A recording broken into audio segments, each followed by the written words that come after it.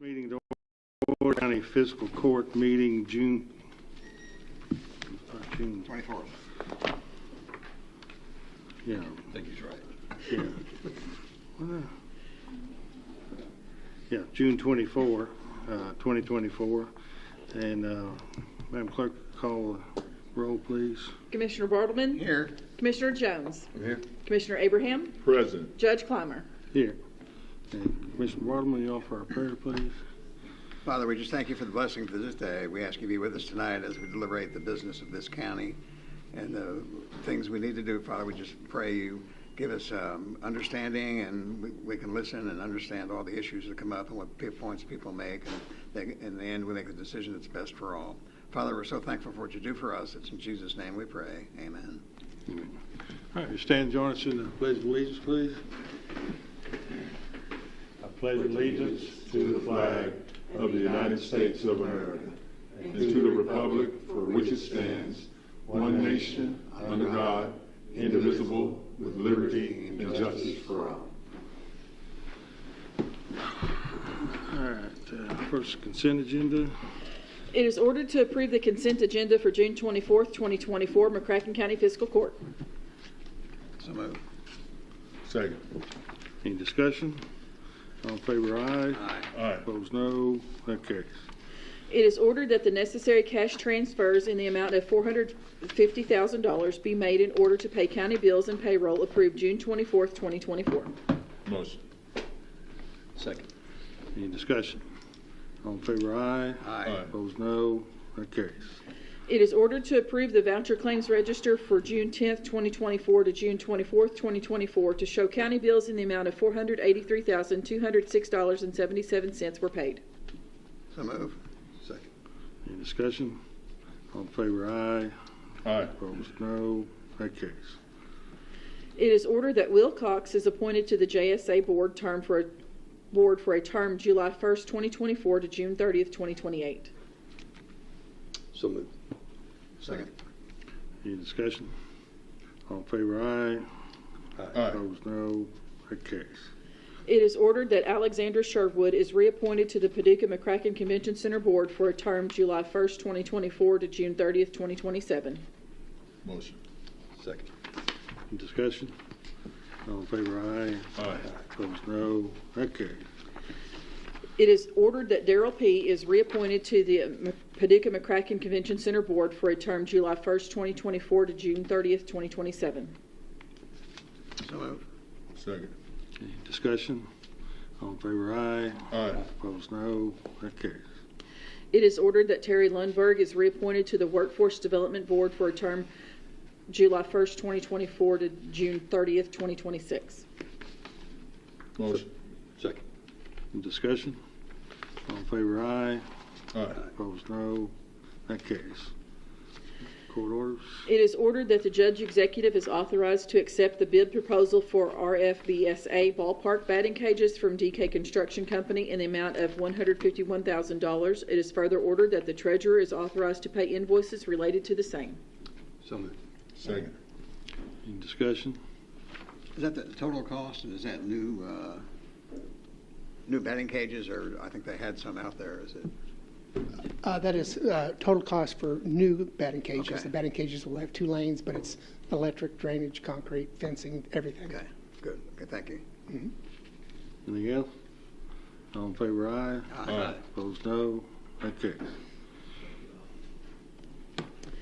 It is ordered that the treasurer is authorized to sign a resolution for partial redemption of general obligation bonds series 2023A dated February 9th, 2023. It is further ordered that the treasurer is authorized to pay $659,732.84 into the sinking fund. Motion. Second. Any discussion? What is this? Are we redoing a bond? Is that what we're doing, or what? No, this is that $659,000 reimbursement we got from the airport for things that we paid for that they found other means of paying for it. Okay. So we got back $659, and the decision would be, do we want to do this, put it back in, take it out of the bond proceeds, or If we wanted to use it for something, we could, but it'd have to be what's my word? Building. Tax exempt usage of the money. So put it on here as refunding it since, in fact, I think, didn't we in a recent meeting say, do we have some project that had we not borrowed this money, we would borrow it anew We had a list to finance it? Some things, and I think the senior citizens was in that list. So we're buying down the bond. Instead of being $3 million, it's going to be $2.4 million. Right. Well, is that what it means when we pay it into the sinking fund? What's the sinking fund? Yes, so yes, it's just partial redemption of the bond, is what it is. So it's going to take off the payments at the end. Okay. So we owe less, but our payment won't go down. Yes. Okay. Got it. And there's no penalty for that, is there? Okay. No, if you'll remember when we did this borrowing, the fiscal court wanted to make sure there'd be no prepayment Right. penalty to do this, so there's not. So our airport expense, it was $2.4 million instead of $3 million. Is that right? This is the airport bond, is that right? It is the airport bond. Yeah. So our expense was $2.4 million instead of $3 million. Yes, it was Okay. a little over 3, I think. Okay. That's what we borrowed. Any other discussion? All in favor, aye. Aye. Aye. Opposed, no. That carries. It is ordered to authorize the coroner to change the number of deputy coroner positions from 2 to 3. Second. Any discussion on that? Y'all know what that, I think that's from her budget. yeah. Well, she wants to have 3 deputies at the same money as currently is budgeted rather than 2. I think she discussed that at the budget meeting. She did, yeah. It's not going to cost any more. Right. All in favor, aye. Aye. Opposed, no. That carries. It is ordered that Bridget Schote is hired effective June 25th, 2024 as part-time deputy coroner. Her salary is $9,500.14 annually, less all statutory deductions, and subject to further orders of the court. So move. Second. Any discussion? All in favor, aye. Aye. Opposed, no. That carries. It is hereby ordered to receive and file bid package documents for Paducah Sports Park. 1A, field turf. 1B, sports field lighting. 1C, general site construction. 2A, buildings. And 2B, food service equipment. So move. Second. Any discussion? All in favor, aye. Aye. Opposed, no. That carries. It is hereby ordered to receive and file sealed bid proposals for Paducah Sports Park bid package 1A field turf. Bids were unsealed and opened at 2:00 p.m. March 26, 2024 in the courthouse. Bid proposals were received from AstroTurf, Burn & Jones, Field Turf USA, Geosurfaces, Hellas, Mid-America Sports Construction, Sprint Turf, and the Mose Group. All bids were taken under advisement. A bid tabulation is attached and is made a part hereto. So move. Second. Any discussion? All in favor, aye. Aye. Opposed, no. That carries. It is hereby ordered to receive and file sealed bid proposals for Paducah Sports Park bid package 1B sports field lighting.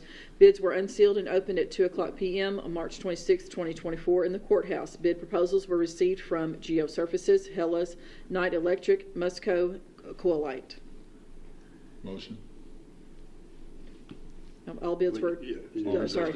All bids were taken under advisement. A bid tabulation is attached and is made a part hereto. Sorry about that. Well, I guess you got to breathe. Right? I'm sorry. Occasionally. Oh, gotcha. All right, I'll second. Any discussion? All in favor, aye. Aye. Opposed, no. That carries. It is hereby ordered to receive and file sealed bid proposals for Paducah Sports Park bid package 1C general site construction. Bids were unsealed and opened at 2:00 p.m. on March 26, 2024 in the courthouse. Bid proposals were received from Geosurfaces, A&K Construction, Jim Smith Contracting. All bids were taken under advisement. A bid tabulation is attached and is made a part hereto. So move. Second. Any discussion? All in in favor, aye. Aye. Opposed, no. That carries. It is hereby ordered to receive and file sealed bid proposals for Paducah Sports Park Bid Package 2A buildings. Bids were unsealed and opened at 2:00 p.m. on April 30th, 2024 in the courthouse. Bid proposals were received from A&K Construction, Pinnacle. All bids were taken under advisement. A bid tabulation is attached and is made a part hereto. So moved. Second. Any discussion? All in favor, aye. Aye. Opposed, no. That carries. It is hereby ordered to receive and file sealed bid proposals for Paducah Sports Park Bid Package 2B food service equipment. Bids were unsealed and opened at 2:00 p.m. on April 30th, 2024 in the courthouse. A single bid proposal was received from Stafford Smith. The bid is taken under advisement. A bid tabulation is attached, made a part hereto. So moved. I'll second. Any discussion? All in favor, aye. Aye. Opposed, no. That carries.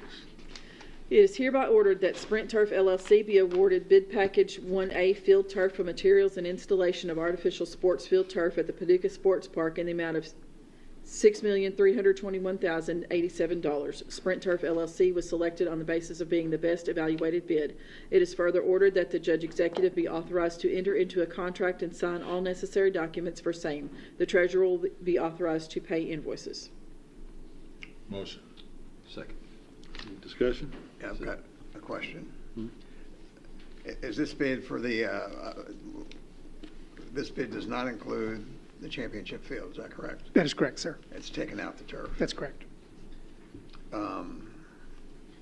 If sometime during construction we decide we want to add it back in, can we do it without penalty? I believe so. That'd be a contract modification worked out between the fiscal court, city commission, and the contractor that's selected. I mean, if we all agreed to it, we could put it back in, That's correct. and it would not cost extra money. We wouldn't have to rebid it, or, That's correct, isn't it? is that correct? Yes. Okay. They have to agree. Yes, they'd have to agree to a contract modification. But we've got there's a bid in there somewhere for the championship field, I guess, right? We pulled out the cost of what we associated with the championship field from their contract. They have agreed to that contract. So it's quite possible they would agree to that same amount going back in. We don't know at this point. Okay. They made a bid on the cost of it. We just pulled it out as not being in that. Yeah, we pulled out decision-making. what we thought the costs were. They agreed to that, and that's what we brought to you Yeah. in the contract you have. So the $6 million gives us how many fields? 9. Nine There's- big, yeah, nine there's- big, nine big ones. Yeah, there's, yes, a couple of them pushed together, but yes. If, I know the dirt work is part of another contract, but my question, I'm going to ask this question because it relates to that. If we decide we wanted to put this back in now, the dirt work will be done, the base dirt work will be done for the championship field, is that right? As part of the site and civil package, there is grading that's included in the contract that is in front of you. Okay, so it would be done, it'd be like shovel ready for the turf to go down and the lights to go in and all that, is that There right? may have to be some additional grading. We'd have to talk to the contractor about that. Unless you know something different, Jeff?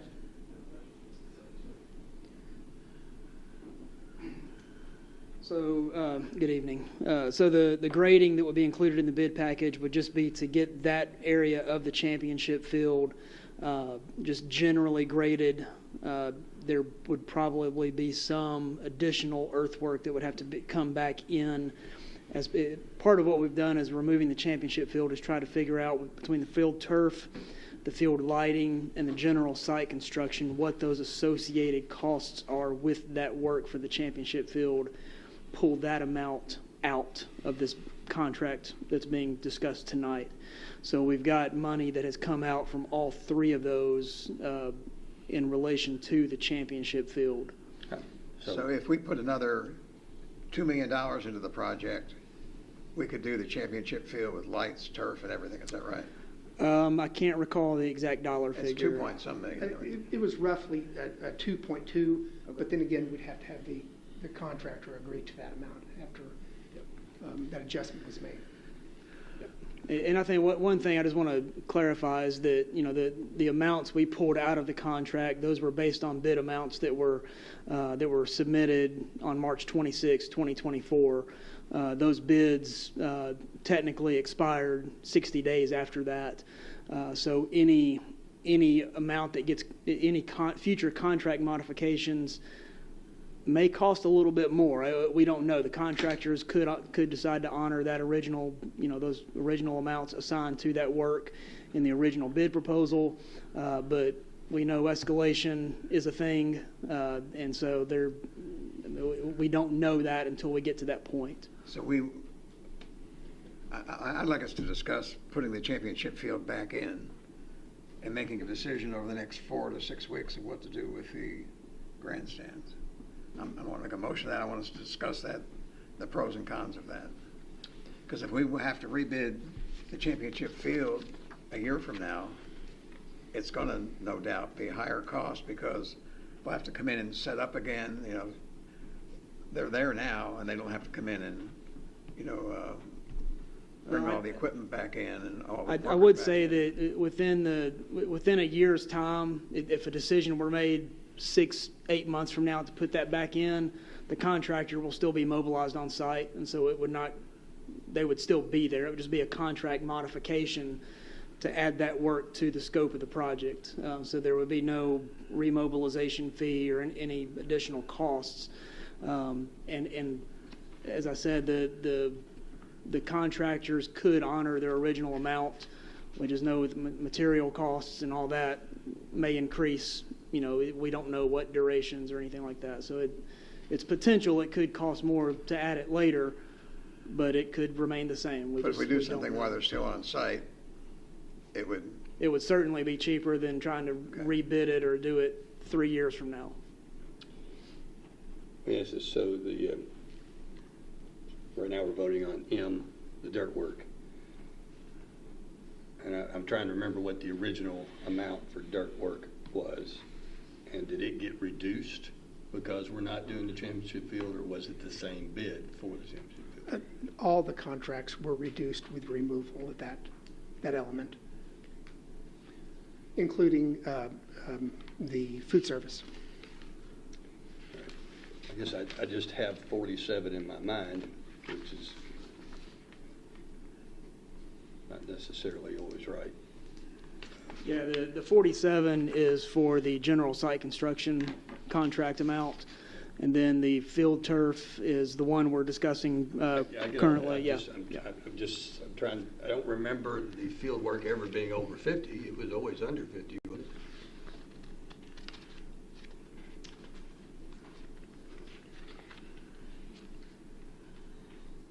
it? The 47 represents the buildings and site construction. Both of those were reduced substantially.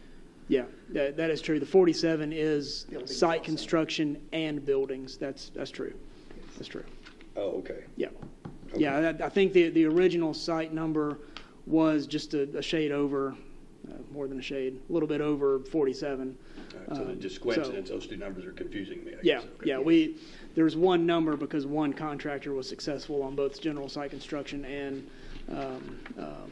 buildings package. So that's And I why we guess- combine those. So I was trying to do the math to see how much the site work went down because we are not building the championship field. Got a ballpark? You know what? I'll take an email. Yeah, we can get that answer for you. Yes, absolutely. So the motion is you're wanting to go ahead and make a decision now. Well, I just don't want to, I don't want to approve this. On this motion, can we add back the championship field in this motion? Or is that not part of this? And step in here. Do you want to answer that? I love for you. Please. Well, I think No, that's fine. we have an existing contract with the different contractors, with that being pulled out. I don't think there's an exact amount that we can make an motion to amend it to. Yeah. Commissioner Burrow, I think you're raising a very good issue that needs to be discussed, but I don't want to step into your role as county attorney, but it sounds like it would be really hard to do what he's talking about it without some time. I think this is for that amount with. I'm sorry. This is for the amount with the scope built in, so I mean, to add more. So we couldn't add it back in tonight. Not without a contractor here. So the contract have to be redone. That's what you're telling me. We either approve this contract or we don't, and then we have to renegotiate. Or approve the contract and come back with a contract modification as soon as Okay. the city and county approved it. Okay. Yeah, and we, to modify this one for the championship field, to get that back in, would have to modify the field lighting one and the general construction. So you did, of the 4 contracts you're reviewing tonight, you would have to modify 3 of those Okay. to do this. So we don't have time to modify them either, right? Right, Right, yeah. okay. And then I want to make sure I understand. Well, okay, we don't have any choice but either approve it or not approve it, delay it, and then we're past the deadline, and then we're really, okay. I think we can approve these, and then maybe we can have some discussion on Okay. the scope. Is that okay? Yeah, you want to withdraw your motion to decide on it? No, I didn't make any motion. I thought you said you'd make a motion to, I guess No, I it's said just a what- motion to I said I discuss it. wanted to discuss it. I didn't make a motion. I Okay. didn't make a motion on it. All right. Where are we in? We need to vote on K. Vote on K. We're on K. We're on K? Yes, thought we're we- on K. I marked we were done with K, but we're not. No. All right. All in favor of K? Aye. Opposed, no. That carries. Okay, L. It is hereby ordered that Musco Sports Lighting LLC be awarded bid package 1B sports field lighting for the materials and installation of sports lighting at the Paducah Sports Park in the amount of $2,264,475. Musco Sports Lighting LLC is selected on the basis of being the lowest and most responsive bidder. It is further ordered that the judge executive be authorized to enter into a contract and sign all necessary documents for the same, and the treasurer be authorized to pay invoices. Motion. Second. Any discussion? All in favor, aye. Aye. Opposed, no. That carries. It is hereby ordered that A&K Construction of Paducah be awarded bid packages 1C General Site Construction and 2A Buildings for construction of the Paducah Sports Park in the amount of $47,771,839. A&K Construction is selected on the basis of being the lowest and most responsive bidder. It is further ordered that the judge executive be authorized to enter into a contract and sign all necessary documents for same, and the treasurer be authorized to pay invoices. Motion. Second. Discussion? And again, this does include some site work on the championship field to fill in the lake and have it. Yes, sir. This would include filling in the existing lake out there in the middle of the track, and then just generally grading that field, that championship field area, Right. just to get it close to final grade for the field. It's what you might call, it'd be site ready then, is that Yeah. right? Yes, Or sir. shovel ready. I mean, That's probably the best way to describe Okay, it. Yes, sir. good. Thank you. Yes, sir. Anything else? All in favor, aye. Aye. Opposed, no. That carries. It is hereby ordered that Stafford Smith Incorporated be awarded bid package 2B food service equipment for materials and installation of food service equipment to be used at the Paducah Sports Park in the amount of $608,833.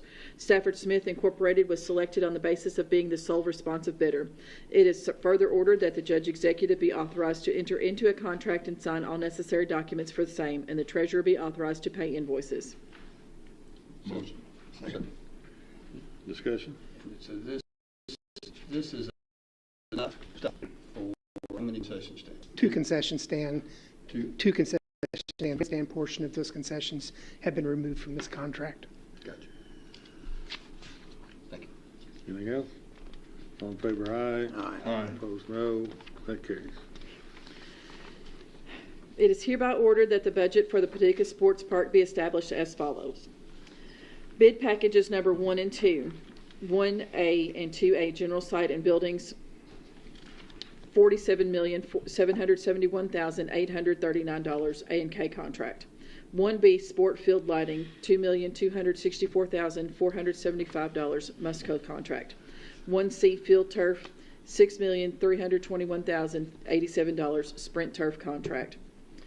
2B food service equipment, $608,833 Smith Stafford contract, subtotal $56,966,234. FF&E, all other FF&E, $3,962,820 budgeted amount, subtotal $3,962,820. Design fees, basic services, $2,800,000 PFGW contract. Additional design services, $250,000 budgeted amount. Additional engineering, $50,000 budgeted amount.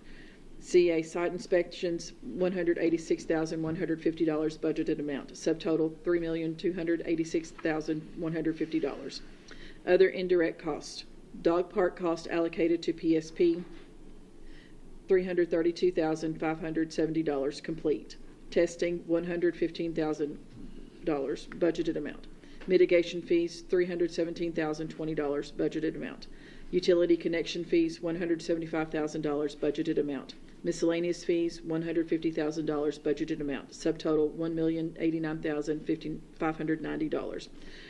Miscellaneous projects, additions and deductions, $946,539 deducted, see list below. Totals, $64,358,201. Contingencies, $1,267,799. Grand total project, $65,626,000. Miscellaneous additions and deductions list. Item FFE, deduct pickleball courts, FFE, $101,088. Buildings, reduce owner contingency 2A, $200,000. Site, Wi-Fi, 240 WAPs, OPCC, alternate 7, $240,000. Site design building design allowances, $52,348. Food equipment, hot boxes, $28,000. Site scoreboard alternative, $58,000. Site bridges, steel alternative, $90,000. Buildings doors reductions, $575,000. Buildings floor finishes, $162,500. Buildings interior signage, $30,000. Buildings exterior signage, $32,500. Additional miscellaneous adjustments on buildings, $17,853. Total deductions, $946,593. Motion. Second. So, I got two questions. Additions, deductions.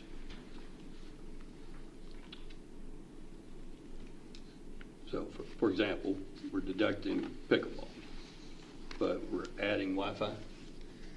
What you see here in the deductions are things that fell outside of the contracts that were just approved. In other words, pickleball, that's not really a deduction. Those have already been reduced, line contract, those types of things. So that's the FF&E that went along with pickleball. What was the FF&E? It may be benches, a variety of things. There's a shelter. Okay. There's a variety of things that didn't actually follow the contract. Furniture, fixtures. Okay. I was about to guess that, but so that is a kind of a secondary reduction that we realized we needed to. Yeah, the pickleball deduction was much larger than right. that. This is just leftover that wasn't part of the contracts with the general contractor. So, but we've gone back and we've added Wi-Fi because that doesn't have parentheses, right? Yes, and there's a couple of additions there. The Wi-Fi, we don't know exactly what that number is going to be yet. That's based upon architect SFC estimates. And so when it says scoreboards alternative and bridge steel alternative, what? Right, and the scoreboard alternative, the quotes that we got in, we thought were high. SFC did some cost estimating and got some additional estimates, and we were able to reduce that by $58,000. That would probably be a direct purchase by McCracken County. Okay. The bridge steel alternative, the original construction, I believe, was wood. By going to the steel alternative, we're saving $90,000 in our bridges. Gotcha. Okay, so then my final question. The contingency of $1.267 million. Correct. How does that work? On a project this side, quite honestly, the contingency could be higher, but that is money that is left over if something comes in that we didn't know was there, that we have some money built into the project that can help pay for. We didn't see it, basically. And I just, so the police, people that police that contingency, that's us. The way it's written right now, I believe the interlocal agreement says that the Sports Tourism Commission can approve up to 2%, but maxed out at the 1.2 million contingency that you see in the budget. Okay, but there is a public entity that is the Yes, police. that is written in the interlocal agreement between the city and the county. Okay. It's not automatic that the contractor gets that. That's correct. Okay. And of course, that'll be reviewed by the architect, Sports Facilities Company, then ultimately go to the Sports Tourism Commission with a recommendation from those entities. Okay. Thank you. Yes, sir. Anything else? All in favor, aye. Aye. Opposed, no. That carries. Feels like we should have kicked a soccer ball or something. Thank you. Yeah. You know, I do. Thank I you. was just sitting here thinking, can I talk about that? Hmm?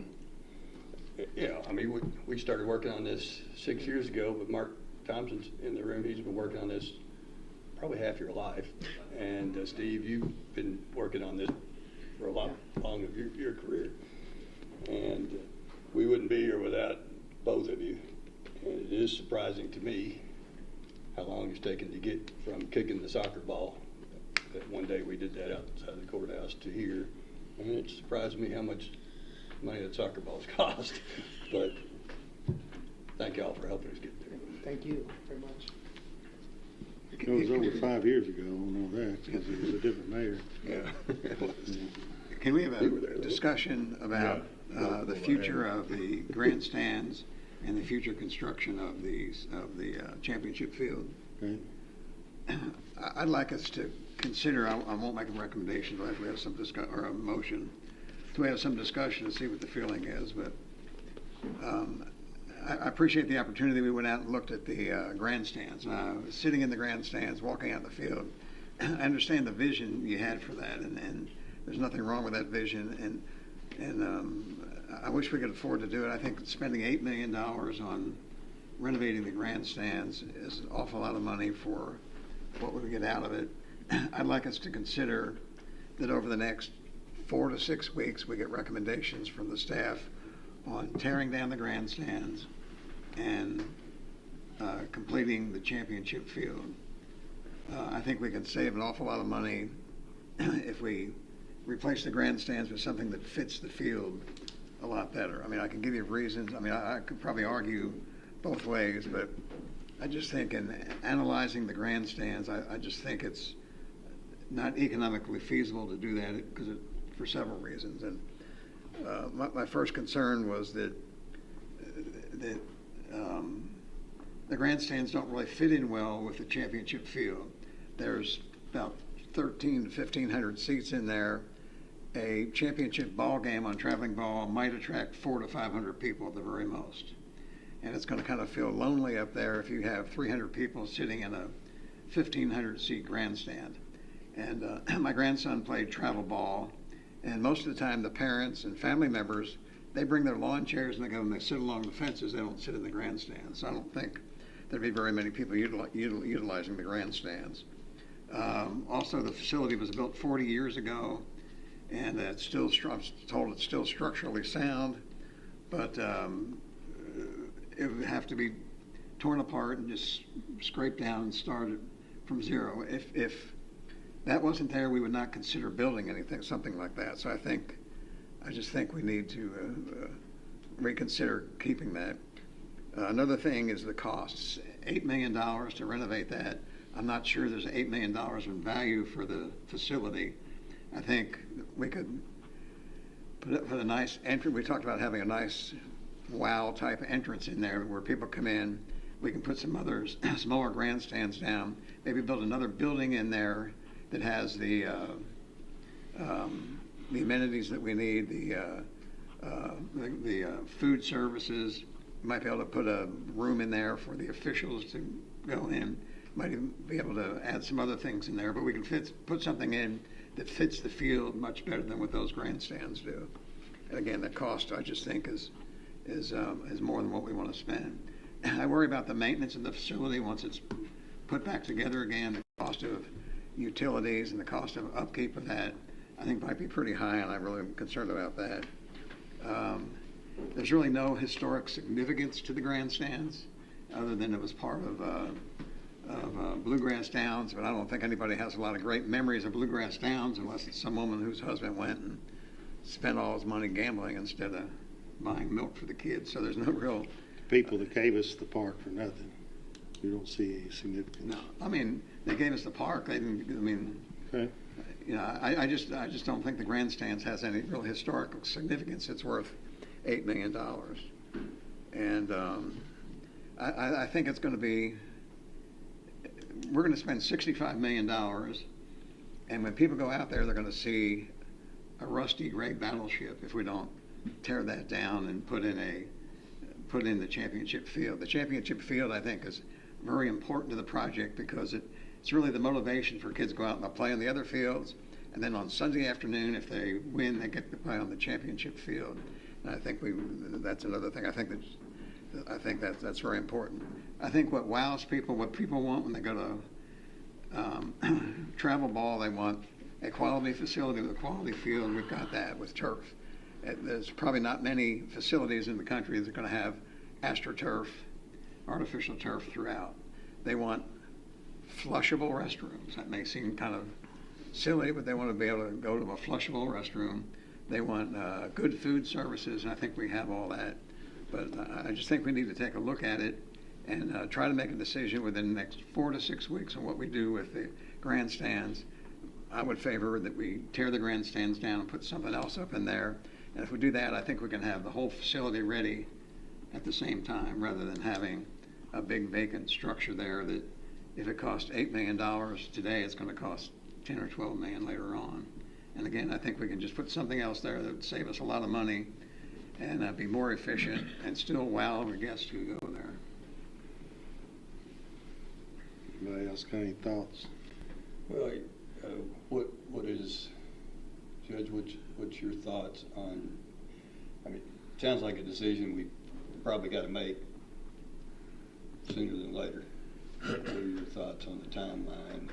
I don't know where's the 4 to 6 weeks. I just put that down as a time. I mean, we'd have to give it back to the staff and the architects to come up with something different. I know this was not considered as an alternative. I think we were told that there was brief discussion of it, but I think in the beginning, I think they thought the grandstands had to stay. But again, I think as we analyze the cost of the grandstands and the benefit to the facility, I think it's just cost prohibitive. Again, whatever it takes to do it. Would it be an advantage to the park if we found money to pay for it? Would it be an addition to the park, or you don't want it regardless, even if we find the money? I really don't think it adds, personally, I don't think it adds to the park.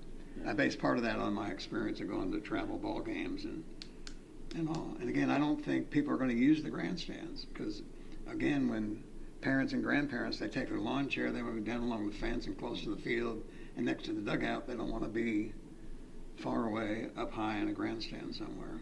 And you don't think the fact that there could be an air-conditioned several hundred seats in there where people could go up in the grandstands, and then another 1,000 or so not air-conditioned but roofed, and then down below concessions inside with flushable bathrooms, entranceway into the park, televisions around the walls where people could sit inside out of the sun and watch their grandson, daughter play ball, and the fact that the Sports Facilities Company says that it would be an icon for our park. There's no other park around that has a facility like that. You don't believe that that would be an attribute to I don't, not for $8 million, no. What if it doesn't cost us $8 million? Well, I think if somebody wanted to donate $8 million, we could probably use it for something better than that. You don't want it if it's paid for nothing. I mean, I don't know how you're going to, I'd be shocked. Don't let me worry about that. well, then we get past any deadlines, it's gonna cost us a lot more money. Yeah. I didn't want to, I'll say this, I think that facility is our Columbia Theater. You think what? I think it's our Columbia Theater. I think it'd be nice to save it, but I just don't think it's worth the amount of money, and I think the amenities that come with it is not. Again, you're not gonna have, grandparents are not gonna go, and parents want to be outside watching the game, they don't want to sit.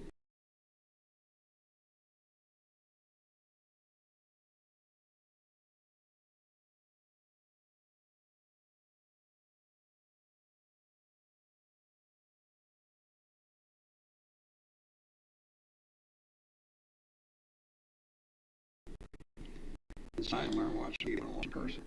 And we could put up a facility, some air conditioning in it if we need to. What's that cost? And that's where it is the first grade line. Anything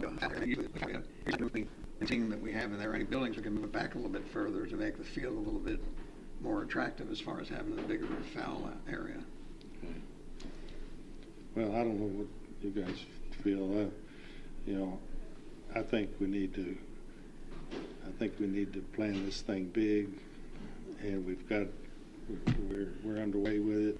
I think that the grandstand, it would be the outstanding, make this the outstanding facility in this entire region, multiple states.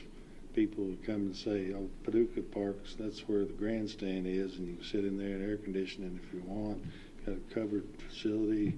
You can go downstairs. There's games for the little kids. There's areas for people to sit, get in out of the weather. Sometimes it rains, and people don't like to sit out in the rain. And 1,200 people can come and be under a cover there. I just think it'd be an outstanding asset. I would like to have the opportunity, since I think we've heard that whatever we do from here on may cost us some more money, but I don't think it's going to cost us any more money to give it 6 months, 8 months. We can know better then, but to work around that facility. But if the consensus is we just need to take that damn thing and shove it out of that way, and we'll spend a couple million to build some other little wall and entranceway, do away with that icon and build something that's a 20th, 5% of the stature of what we can have with that. But if in that time period, if there's no source of any revenue, if I can't get it from the federal government, the state government, or we can't get it from the federal government, state government, foundation, a group of business people, whatever, and there's no other way to do it, then we go in there and shove it down, and I'll just swallow and say, well, I dreamt too big. But we'll still have a nice park. Is there a, excuse me, let me finish. A couple of things. Everything you described sounds wonderful, and if we can secure that price tag on it, that $8 million, then yeah, let's do that. We'll have the funding. I don't know. I'm not in your head. I don't know who you're thinking or what avenue you want to go approach for that revenue. But I will say sometimes I know myself, I can fall in love with an idea and be somewhat of a tunnel vision looking at that idea. There may be some alternatives to that which won't look like what I had in my mind, but it's functional. So I don't know. I don't know where your head is as far as getting that funded. If there's some folks out there or through personal or there's grant money available, I don't know how long that takes to get it. If the clock's running on this thing and we have to make some decisions in a time frame, I think you'd have to figure that in, you know. But look, most of the travel ball tournaments that I've talked to folks that has kids, it's not a 1,500 seat deal. I mean, it's lower than that. But there's a lot of things that can go into a facility such as you described, Judge. So if we can get the money to do it, well, let's do it. If we can't, then obviously that won't happen. And I don't know what kind of time crunch we're under to have a decision made on that facility. Well, that's what I'm saying. All those are all valid questions, but you know, to state the obvious, if we go in there and push that thing down, it's gone, and we're done. Sure. And there's the possibility. I see no time pressure of certainly weeks. It may be months that we need to start looking at making the decision. Are we going to tear that down? But I think right now the step one is that thing potentially a valuable addition to the park? If we think, even put aside right now for the money, let's just say if we were to find the money to renovate that and make it something that would really be nice, do we want that, or do we just want to get rid of it? If the answer is we just want to get rid of it, then let's just get rid of it. We push it in and be done with it, build something else. But I do think, in my opinion, it could be an outstanding asset. I think SFC believes it could be. I think people that I've talked to who travel ball say, oh man, I'd be, like I said before, I don't like to repeat myself, but it would be how people would mark Paducah. That's the one with the grandstand. I think there's potential also. Haven't fleshed it out, going chasing it until we decide these sorts of things, but to have concerts in there sometimes and that sort of thing. The band Chicago played in that field back many years ago to that grandstand. I remember. So if we think that it could be an asset, why would we go ahead and just push it in? Let's take the time to search and see, is there a foundation? Is there a government entity? Is there all the above that would see the value of that, come in and perhaps provide the money? Not say, here's a check for $9 million. Say, here's a check for whatever they'll pay the first year's installment on a bond to pay the debt for $9 million and get busy and trick that out, because it would be, I mean, you could see that thing. I envision the thing with flags on the top of it, and you can see it when you come over on Highway 60 off of I-24. You'd see it on that rise out there by those car dealerships, and you look and say, damn, look at that. There's Paducah Park. And when they get in there and they go in the entranceway in the back, all these amenities there, and there's large doors there to open up, and you look out and there's this magnificent park. So, maybe I get a little. I understand that vision, and if we want to put a timeline for trying to bring money in, I think we ought to just the first year's bond payment. We're going to have 19 or 29 more years of bond payments on it. I may get a commitment for the total, but they only have to pay as we pay the service on the bond. I wouldn't say you start building. My experience is, I want to make another point too. The one thing I think we said when we began this journey was we had to do it all at once. We couldn't do it in different phases, because if people come the first time and it's not finished, or there's some negative part of it, they won't come back. Even though you say, we'll come back in 2 years, we're really going to have it nice, they might not come back. And again, my experience is from going to travel ball for about 15 years, people don't go to a ball game or a park because they had a neat grandstands or a neat because they don't have one inside. It's not there, you don't enjoy it. But the people that go to the ball games, they go to see the ball games. They don't go for the.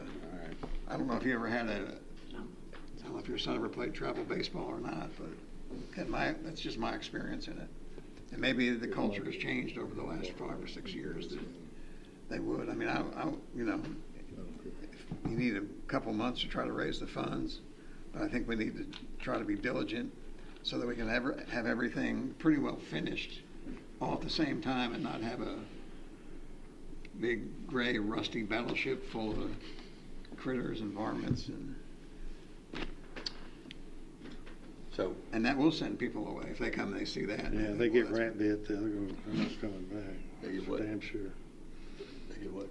Rat bit, Critters, critter bite them. varmints. All right.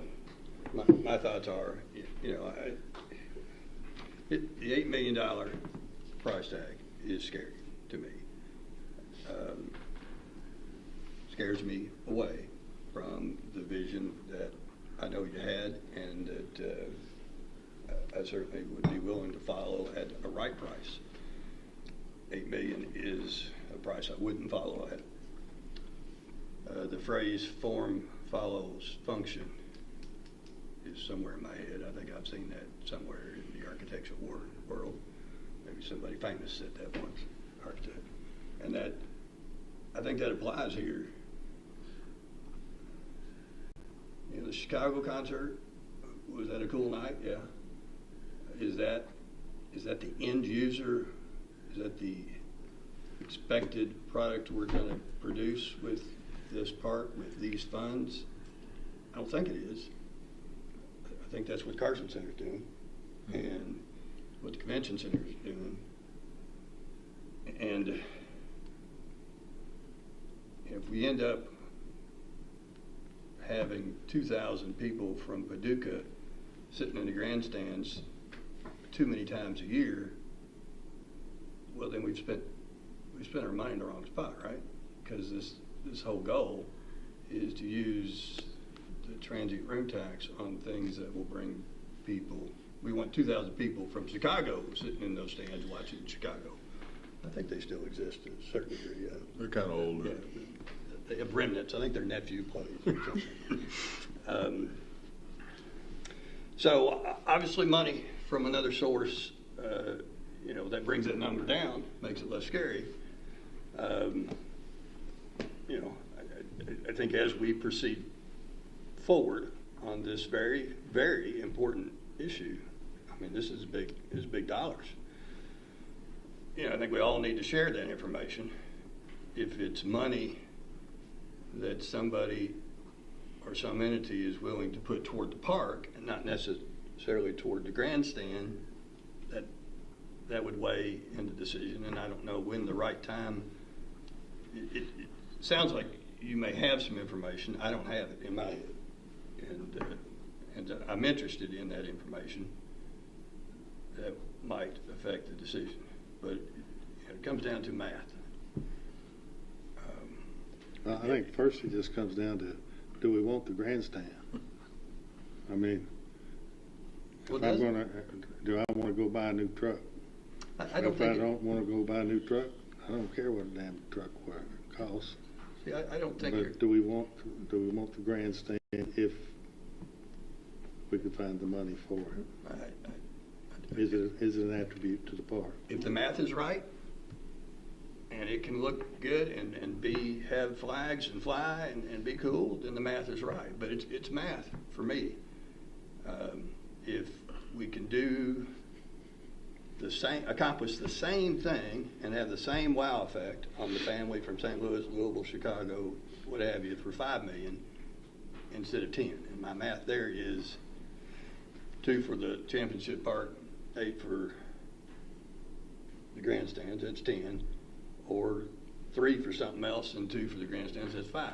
All right, but we're between building a $10 million project that does the same function as a 5. Well, it's math, right? I'm done, yeah. It's been a minute, but Mark, do you remember that architectural rendering picture you had in your office of the softball complex, baseball complex? It was on an easel, in your office for what, I don't know, 8 years? I mean, and I remember yeah, a long time. So, I don't know if your recall is what I hope it is, but that was a pretty nice looking facility. Now, I don't know where that measures up with what we're talking about, but as far as a grandstand-ish type of structure, do you remember what? I'm not asking you for cost on that. I'm not. I'm just the vision of it. It looked pretty relevant to what we're trying to do on the ball fields. I guess from a visual standpoint, and I don't know what happened to that, but at that time we were like, okay, we need to enhance our ball fields, and that maybe have been at the infancy of this whole conversation. And obviously what we got now is great, but I think everybody in the room sees where the sticking point is right here. So I don't know, that was great. I guess I'll go out and I'll look at what we have now, and then looking at that that rendering, I'm like, whoa. Well, that was a Lincoln, and this is the Rolls Royce, what we're talking about right now. So I don't know if we can. I mean, I agree with if we have the funds, we can do it. So that's why I feel about it. And if we don't, we do something a little less, which is not always a bad thing. I will say, having gone out to the grandstands and they put where the field would be, it wasn't. It wasn't awful, but it wasn't. I had previously expressed a lot of concern that we would be sitting in right field, and that's not true. I didn't feel that the grandstands were so poorly placed that that people would be sitting there saying this was stupid.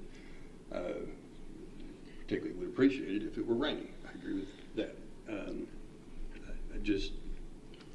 It's math for me. Yeah. Well, I think all we were doing is just, hearing you think we don't want it regardless. I don't know. It would help to know, do you think it's worth waiting on planning to destroy it to see if we get money to pay for it? And I think that comes down to, is it something we'd like to have in the park if somebody else pay for it? To me, it was an obvious yes, but maybe not to you two.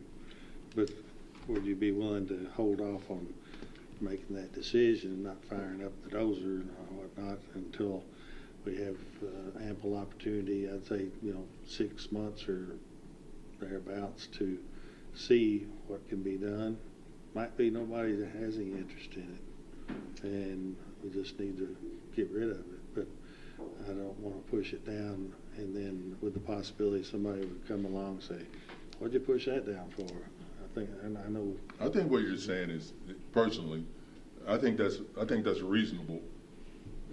I think it's reasonable if it's still in the construction time, and it sounds like it would be. I personally have no emotional connection to the grandstands, but I haven't lived here as long as some others. So, but I hadn't met a lot of people who come up to me and say they have emotional connection to the grandstands either.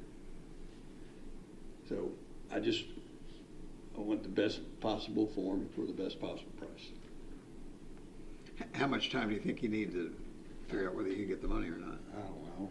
I mean, I would say if it comes to the point that for whatever reason, the architects, engineers, whoever says, hey, we need to have a decision on what to do with this, or it's going to start costing you a lot of money if we don't get rid of this thing or decide to keep it, that would be the cutoff point.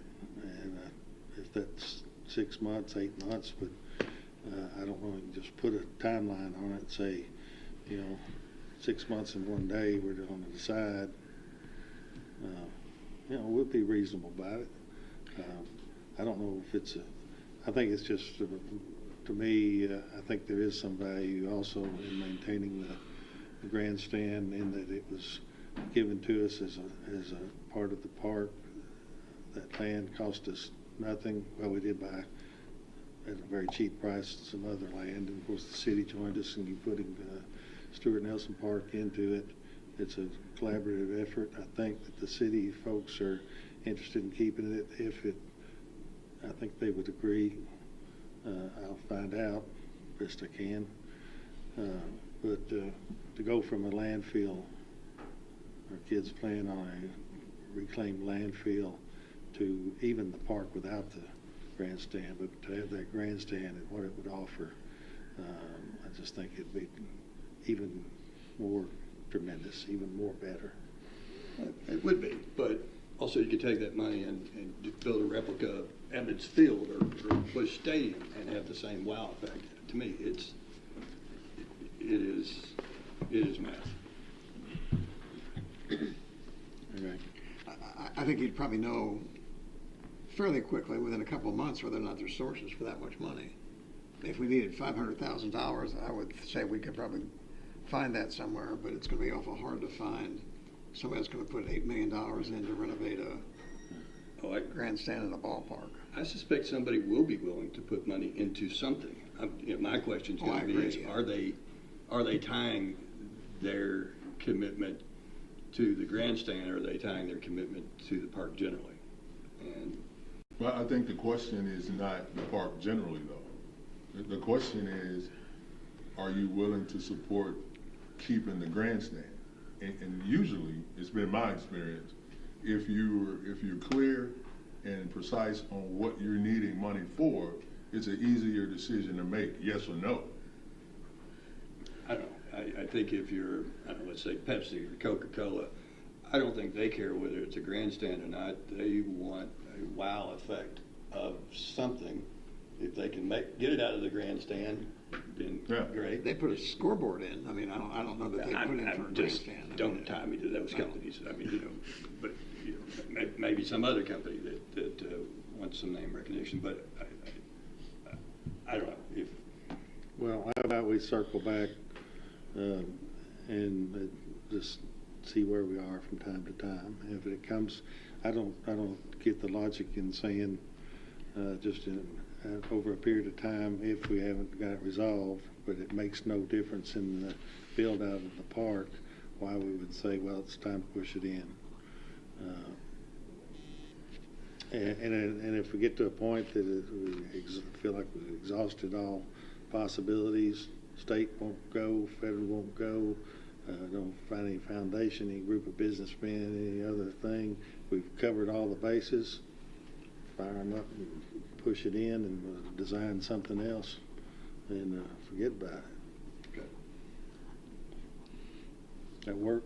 Can we come back and report in this is June, July, or September 1st? Report back and see what kind of progress is being made. Yeah, we'll do that. Give it till September 1st, and Yeah. it doesn't mean on September 2nd we're going to tear it down, but We would like the 3rd. Like September 3rd. but I mean you might. I think by then you're going to know whether there's any sources for funds out there. Maybe. I talked to somebody at the state level today about getting some money from the legislature, and they said that there's one legislator who is vehemently opposed to the ballpark, and as long as he's in the legislature, we'll never get any money from him. So well, that's not encouraging. One of our Don't ask him. Yeah. One of our local guys. Yeah. Represents Randy Bridges. And Randy has expressed his displeasure with the park. He didn't think it's a good investment. Yeah. And I was told by Majority Leader Rudy today, I was in a meeting he was at, and he said that it's doubtful we could get any money for the park as long as that opposition exists. Yeah. Yeah, well, they do a lot for us, that's for sure. Well, okay, we got a lot to go. Would September, if we would know something by September, October, could there be things done to add or make an adjustment that might have facilities finished by, I'm looking at both of you.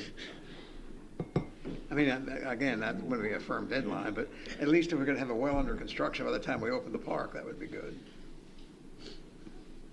Yeah, so over the next couple of weeks, we'll be meeting now that, once contracts are approved, we'll be meeting with the contractors to start to develop schedules for the project, construction schedules. We'll know a little bit more after that about sequence and when a decision needs to be made.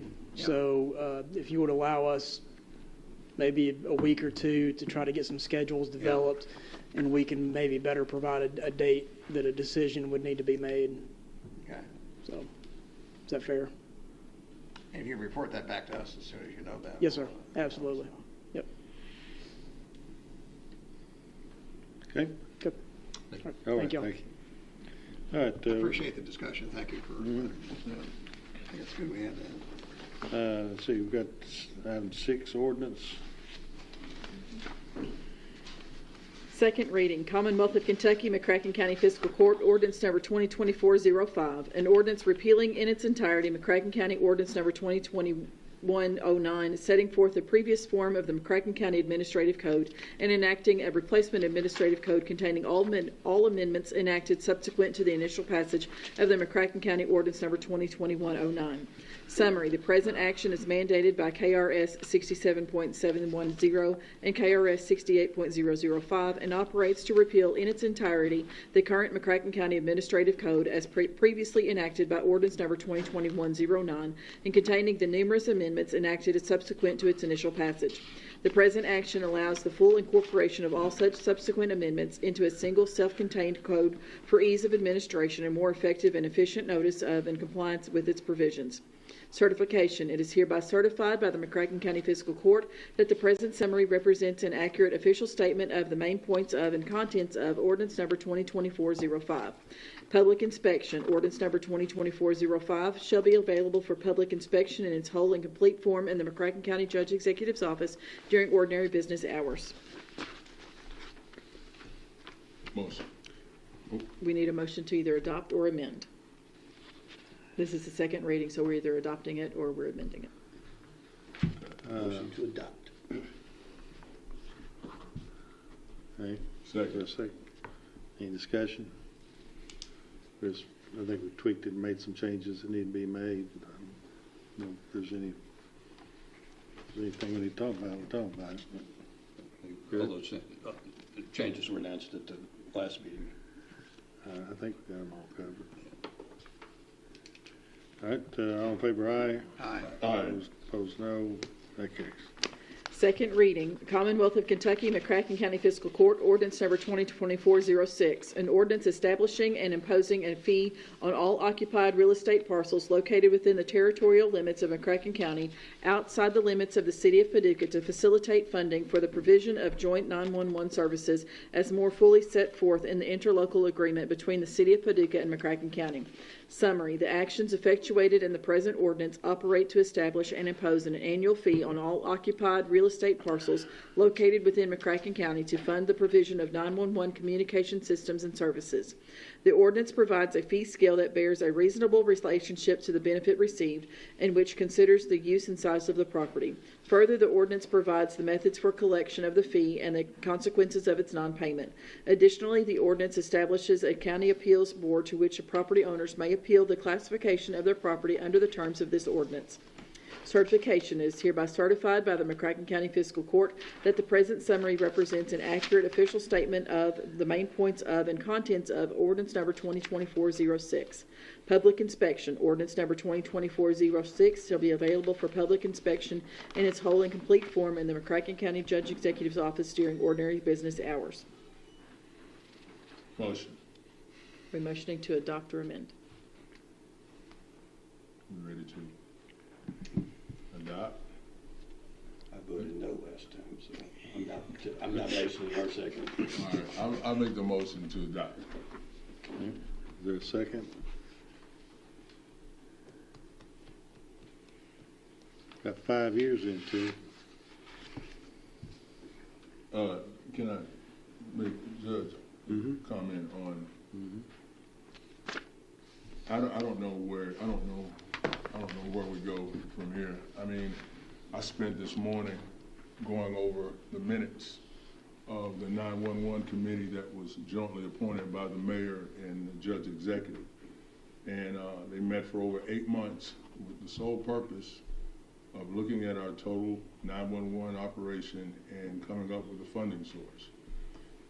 Anybody that had any questions about how to do what they were doing, they invited them to come and talk to the committee. The committee got input from them. They made recommendations. They vetted one source of funding to another. Some have been challenged legally. So obviously it was to come to an understanding, one that we could use that had not been. The same legal representation with that committee that was bringing back information on questions that were asked them is the same legal person that's putting this together. So my frustration, and this is before I came on board. And my frustration is, what is it going to take to get this done? I mean, we're talking about the partials here, and the last meeting we had, I'm like, my hair is on fire, and I'm a bald head guy. I'm like, what are you telling me that the water meter situation and figuring out a equitable way to do that was more complicated than this? I mean, like, well, everybody doesn't have a water meter. Okay, so the well water. Well, how can we do that? We can make that as equitable. Could have made that as equitable as possible. Everybody's not going to agree, but if I have well water, and then the receipt I get from, we use as a mail carrier, the property,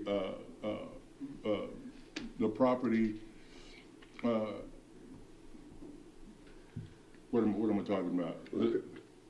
That we're gonna add it to your bill, right?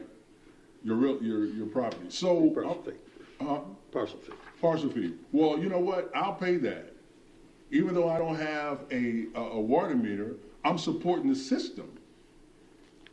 And what does the system do? When I get in trouble, I'm picking up the phone, I'm calling 911. That's what I'm paying for. But we can beat this thing to death, nitpick it, but I don't know what we're doing. I don't know if we're ever going to get a document in front of us that we all agree on and we can move forward with it. I have no idea. Well, let's do this before we keep going without a second. Wait a minute. Is there a second to I'll this? second the motion to get it on the table, All right. but that doesn't mean I support it. Yeah, I know that. Okay. All right. I'll Go second ahead. it. Get it on the table. Let me ask an important clarification. So the ordinance we read 2 weeks ago for the first reading had the word retail in it often in sections A through G. The ordinance that I was emailed this week, but maybe not in the packet, I don't know, does not have the word retail in it. So I want to know what's on the floor. Let's get a motion in a second. Is what, or on the floor, on the table, is what on the table what we saw 2 weeks ago or what we got emailed this week? Because big difference in my mind. Well, In fact, one's constitutional, one I think is unconstitutional. right. Well, so the one tabled had the word retail in there. We've had done on several meetings. I asked Stacy Blankenship, the attorney's been involved with this for 5 years or thereabouts, to try to figure all this out. I guess I was the one that initiated that idea that, of course, we can amend after the first reading. And so the one that I would propose that we vote on is the one in your packet, to adopt that amended version of, it says commercial, but not retail commercial. The reason I thought that we should take out the retail is because I don't think that we need to have, there are businesses, commercial businesses other than what you would call retail. I didn't like the idea that the title was retail commercial on what, 4 of these categories, maybe more. And a lot of those businesses are not retail, but they're all commercial. And so I just thought it was sort of a misnomer to in the title of a category that we're going to charge a fee on people to say retail commercial, and they are a welding shop, let's say, or something that you might not. Generally, I think people think of retail as Dillard's or some place where you go in and you pay retail price for a good or a service, that sort of thing. And I just felt like it would be more accurate to remove the word retail. But I compared that to the Kenton County. And I'm trying to remember my cases in my counties. Kenton County, I don't think has a case associated, but the Kenton County ordinance, which I think you were attempting to model, does have the word retail in it. I think it's the Grant County case that allowed the parcel fee that went to the Court of Appeals, or actually went to the Supreme Court, that said it was an okay user fee. They didn't do, I don't think they did an escalation. I just think they did a flat parcel fee. I could be wrong. Where does industrial fit into this scale? Yeah, and Industrial property. But here's my problem. When you take retail out, you somehow, you have got to correlate the extra money you're going to charge for parcel. And let me say, you said it was on the table last week. It's not on the table. It was first reading passed 3-1, and I'm the one that voted no. So, in that discussion, back to that discussion, in order to do this, it cannot be a tax. It is not allowed to be a tax. If it is a tax, then it exceeds the 4% of the Constitution that the Constitution allows, and will be subject to recall. Because you're not supposed to do it if it's more than 4%, and the only way to do it is to be able to call it a user fee. How can you call it a user fee? Well, it has to somehow have facts that we can argue, well, you use more 911 services because of this category. And without the word retail in there, I don't think you can even make that argument. I think it is, let's just take Walmart. That's the big elephant in the room. Because I think the truth is 911 is called maybe several times a day by Walmart. So they do use more 911 services. And what are the characteristics of that? Well, they have a lot of square footage. They invite the world into their building. It is a self-service industry. When you walk in, you go to the shelf and you get the stuff yourself, and you walk around with carts, and you spill things and you trip over things, and things get hurt.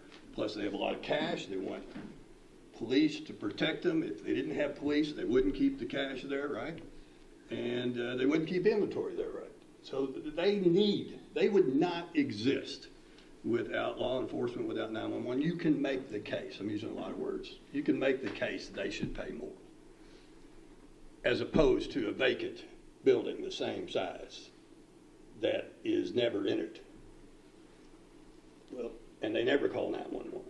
You can't make the case. And if you can't make the case, then you are in fact raising property taxes. So I just think it's a non-starter. Let me interrupt. I'm not willing to vote for it anyway, but it's a non-starter because I don't want Let me interrupt bad things and to ask happen you to a good people, and everyone here is good people. Let me interrupt and ask a clarification. What about that? It's not just police, it's fire. If you have a vacant building and there's a fire, you call the fire department. It's still 911. It's not just police. It's fire or But if I own a vacant building that has been vacant and I've taken care of it and I've got good electricity in it and I've never called 911 on it, it's never been a problem, I don't think you can make the argument that that's a user fee. That's a tax. And I just think that's going to be a problem. If you can't make a case that that property is costing you more because people dial the digits 911 more often from that piece of real estate, that's not a user fee. So you good with it if we put retail back in there? No, I'm not going to vote for it then either. You're not going to vote for it? That's not true. That's not true. I've told you. Okay, I have told everyone what I would vote for, and I told them 3 years ago. I told them when I was on that committee. So I won't stand for any part that I'm somehow a guy without an idea or a guy without a principle or a guy that doesn't want to come up with a solution. I do, and I don't know that I've had it. I just don't agree with this one. Well, that's what I'm saying, this one. If we've changed, put retail back in there, there's other things you won't vote for. Yeah, I'm not, I don't like the numbers. Even if, yeah, I'd have to, I'm interested in, let me say this. If it comes down to a win, a solution, I'm willing to put more time into words. But, and come up with, because I think there is a way to use our words to figure out, all right, Walmart and businesses like Walmart, we think you should pay more, and here's how we're going to describe that, and here's how we're going to come up with your user fee. But I'm not going to, I mean, I've been saying I was for something for years now, so I'm not going to come up with the words. You know, if I'm not invited to the table or the room where the ordinance is drafted, you know, I'm just going to tell you I'm not for it. I've told you what I would like to see generally, but, you know, what I would like to see generally is going to take more words and more work. I'm willing to do it if it's fruitful, but if it's not going to be fruitful, then I'm going to vote no. Tell me, one thing I didn't understand was, I understand that your position is you're no now, but in July you'll be a yes. And I didn't understand what the July, is it, you mean you think July is enough time for us to work through this, or is there some? Yes, because I recognize that it is necessary work that we must do. Yeah. And I feel like this is pushing it too fast, saying, well, you know, this is not, you know, some things in local government are CEO work, right?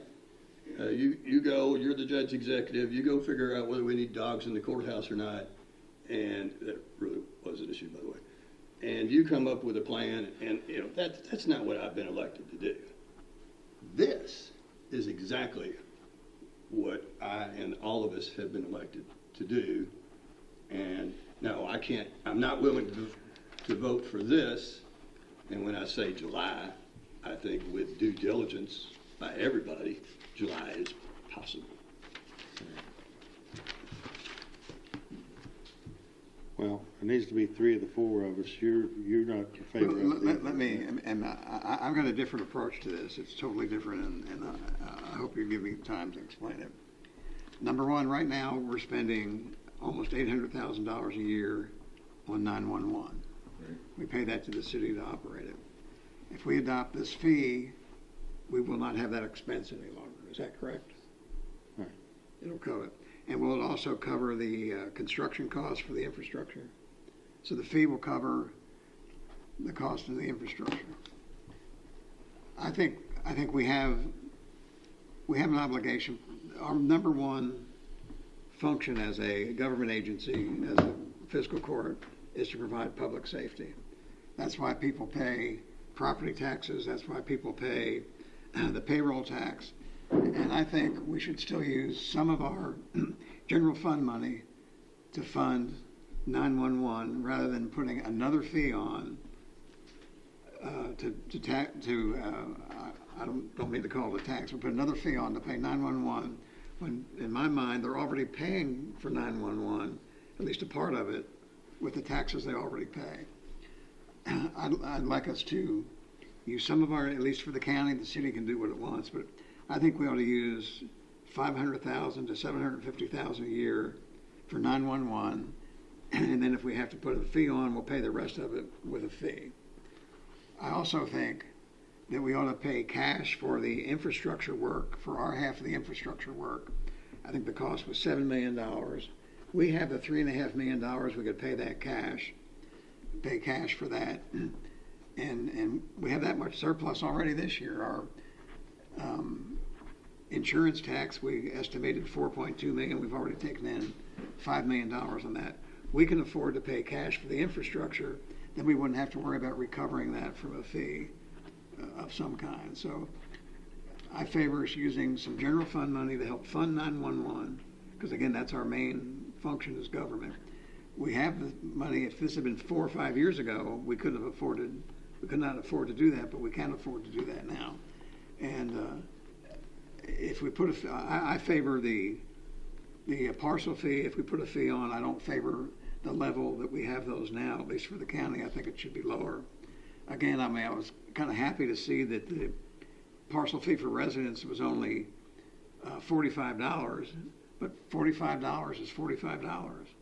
And I just don't think we need to go to taxpayers again to pay another fee to pay for something that, in my mind, they're already paying for with their taxes. I'd like us to see use $500,000 to $750,000 of our revenue that we're already spending for 911 to fund it in the future, and then any additional costs that we raise from a parcel fee, and that we pay cash for our half of the infrastructure, because we've got the money. And we don't need to be taking on more debt when we can afford to pay that now. Well, the problem with that is the barn's already left the building. You've already voted for an interlocal agreement that says you're going to pay half of this. And the proposed budget of half is $3.7 million. So I think the days of being able to say, well, we just want to pay $700,000 are gone. They're done. No, we pay the rest of it with a fee, with a parcel fee. And we would have a reduced cost because we've already paid for the infrastructure part of that. We don't have to pay the debt service because we're going to pay cash for our half of the infrastructure. I don't think we have to set the fee the same as with the city, as long as we cover half of the cost. We signed an interlocal agreement, said we would. It doesn't say it has to be the same. No, it doesn't. It says they have to be. It does say, I looked at that. It does say that they'll be the same, but it doesn't tell us what happens if we don't agree. It doesn't say that it has to be the same, does it? Just says we have to be the same. We finance it with agreement. With the parties' fees to be the same. Paragraph 5A. Page 4. Let me throw something else in, just I guess maybe a couple of things, but we have been working on this for years. And we've had what I would call at least competent people. Our attorney, Stacey Blankenship, I'd say she's one of the top local government attorneys around, very well versed in it. She's very knowledgeable on this. I'm a lawyer, retired judge, 23 years. I'm familiar with the law and looked at it. Steve Doolittle got decades in local government work.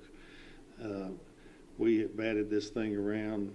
We batted it around when Richard was still over at the city, and Randy Harless was the mayor. We were talking about all this, and I think we've looked at it, massaged it all, and done our very best to try to figure out.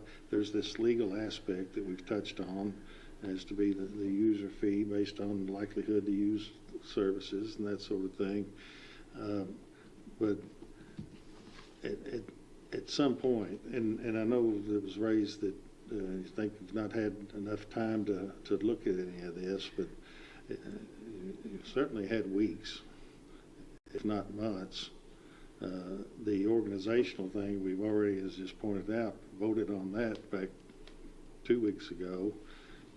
That included all of this organizational stuff, including how it would be funded with a parcel fee.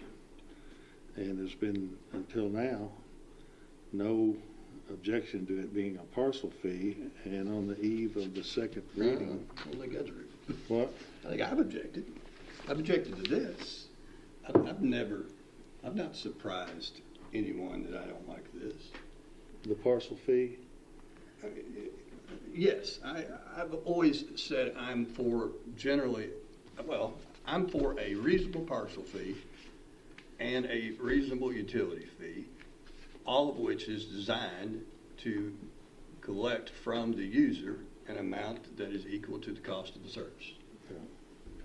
Okay, well, all right, you were voting on parcel fee, I guess. Right.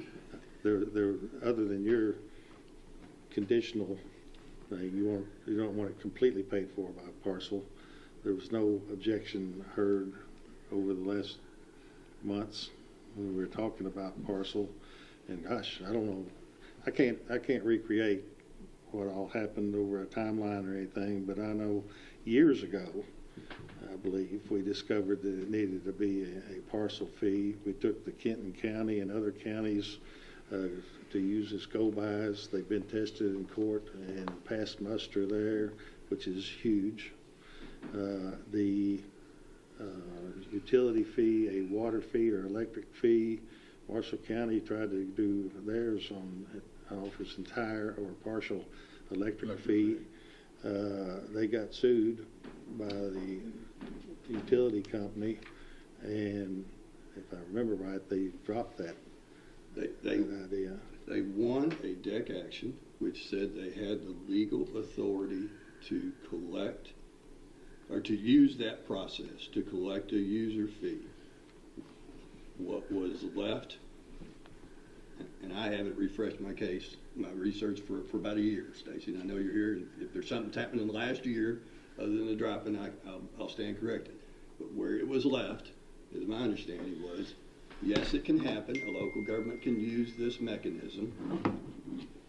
It was left for the state-owned operated utilities to work out what percentage they would keep for recouping their cost of collections, and it was left as a dispute between the TVA provider, because they're federal, as to whether there was maybe some federal law which preempted and they would not be allowed to do it with TVA. We don't have that problem, right? We don't have, all of our providers are state providers.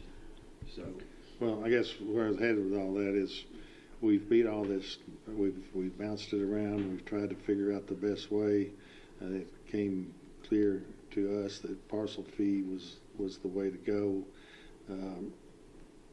And one of the problems or issues was, as Mr.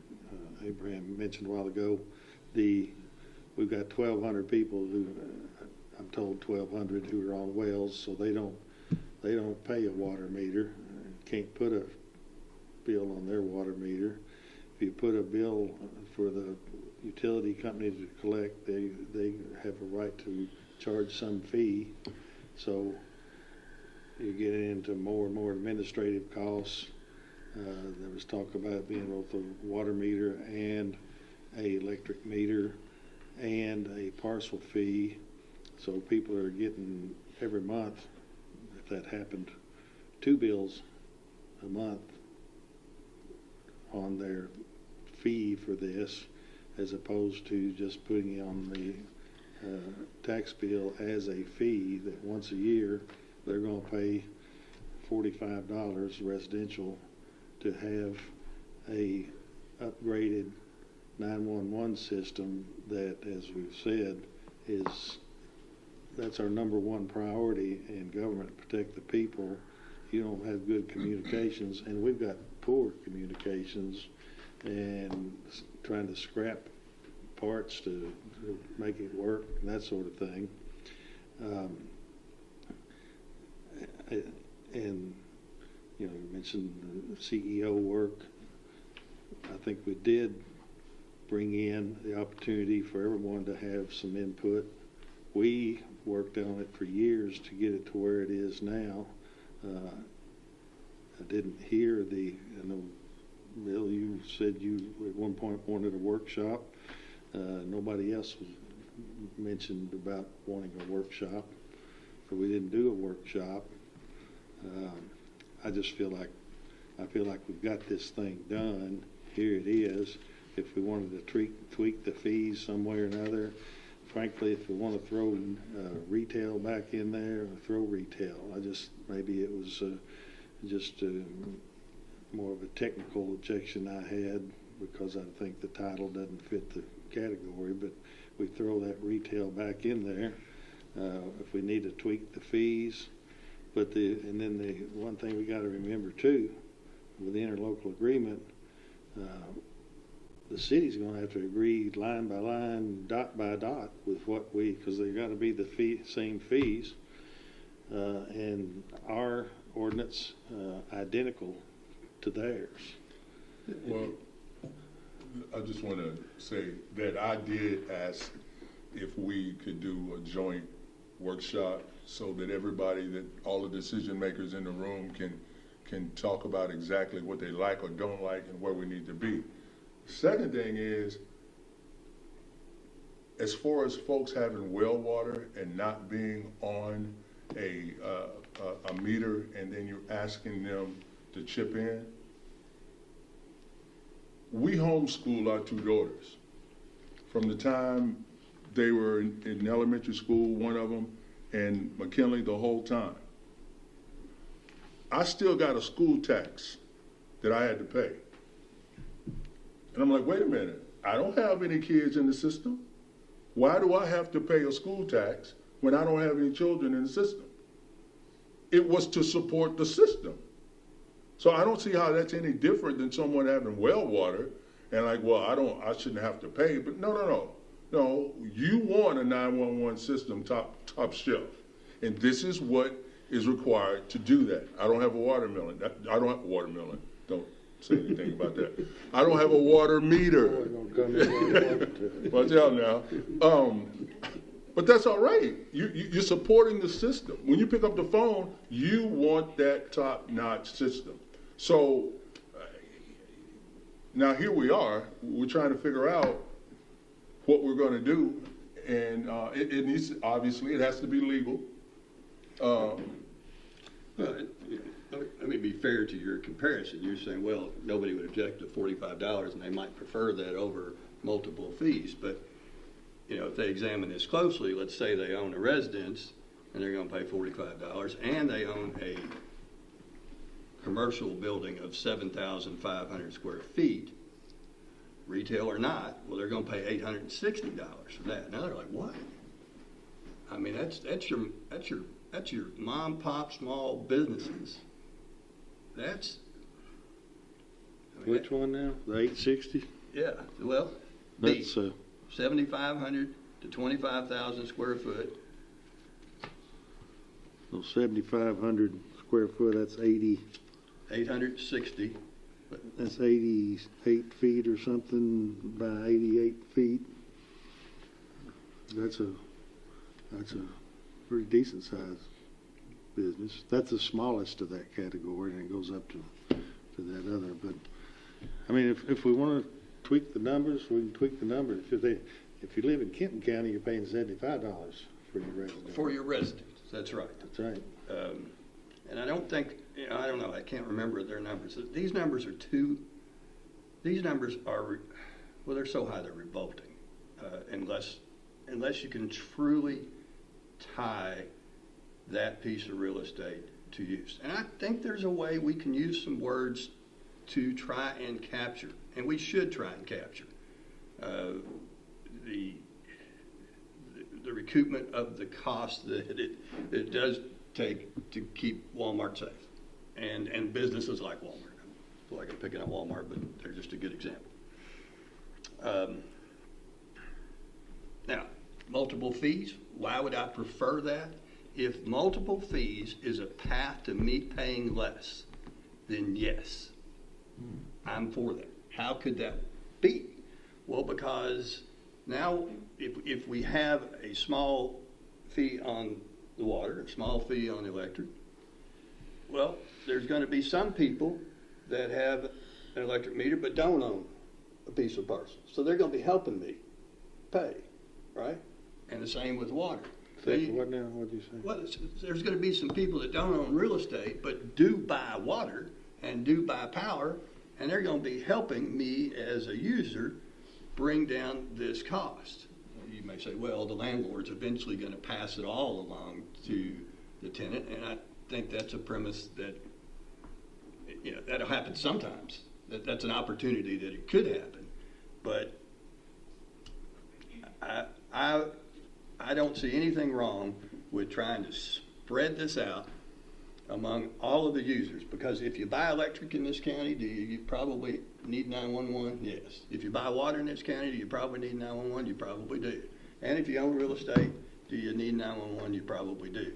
But there's a way to incorporate all to try and keep the cost down as best we can, as opposed to, well, you own real estate, you're going to pay it all, and if you can figure out a way to pass it on to your tenants, that'd be good.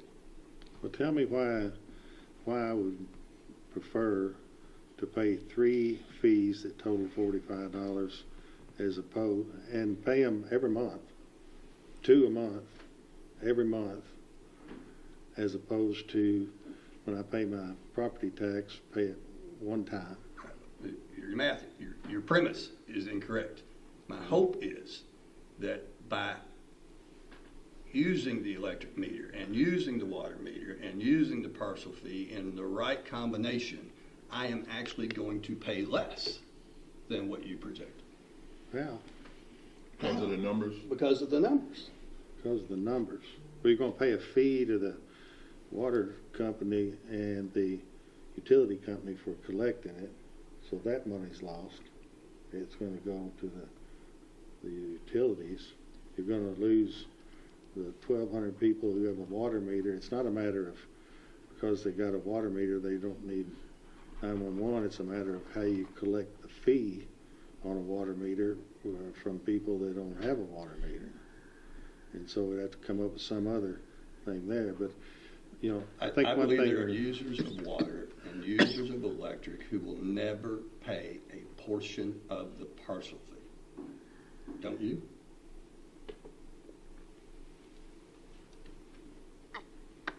well, where do they live? Well, they live in parcels that won't have to pay. Who's that? Would they benefit from the Where system? do they? Well, if they live here and they got a phone and they're going to tell 911, would they benefit? Well, who lives in the county that doesn't live in a residential or one of these? Well, it'd be someone that doesn't own a home, I would say.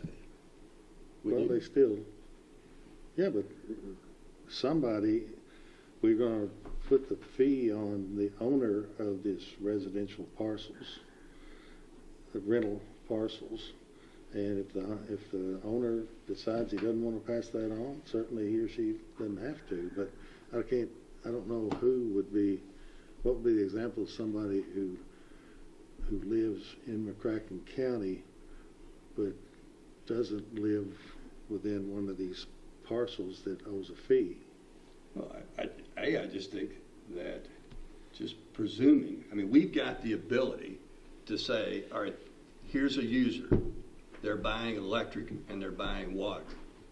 But landlord, we'd rather you figure it out rather than us figure it out.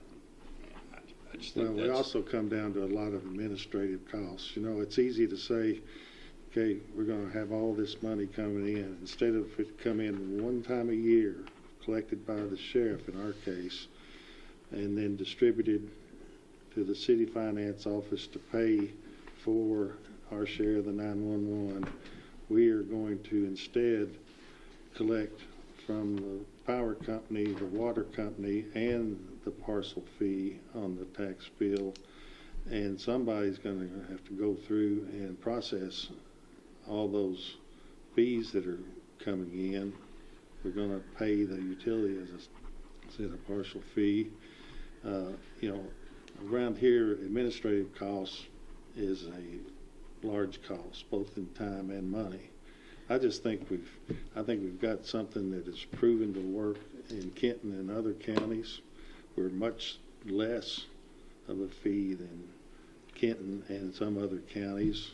But I just think it's appropriate to go forward. If we find that at the end of a year, let's say we've raised more money than we needed for this, we will take that as we've learned, and we'll put that as a credit toward their next year's fee. We can't just bank it or use it for something else.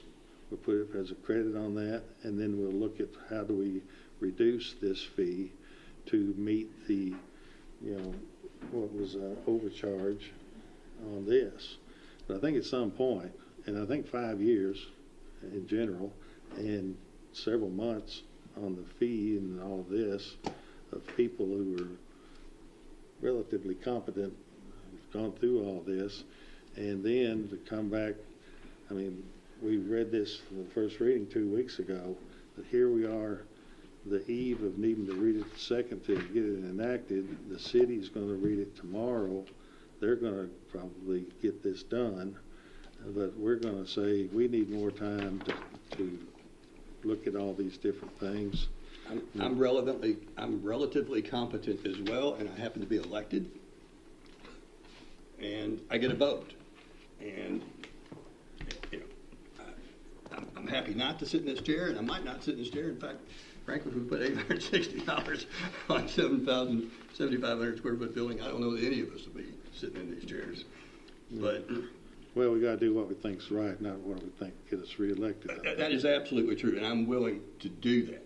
And I've been willing to do that, and I've not been quiet about my concerns on the interlocal agreement, and I've not been quiet about what I think we ought to do and how we ought to approach funding. And you've kind of made it sound like, well, only one process has been approved by the courts. That's not true. All three of these approaches have been approved by the courts. Okay.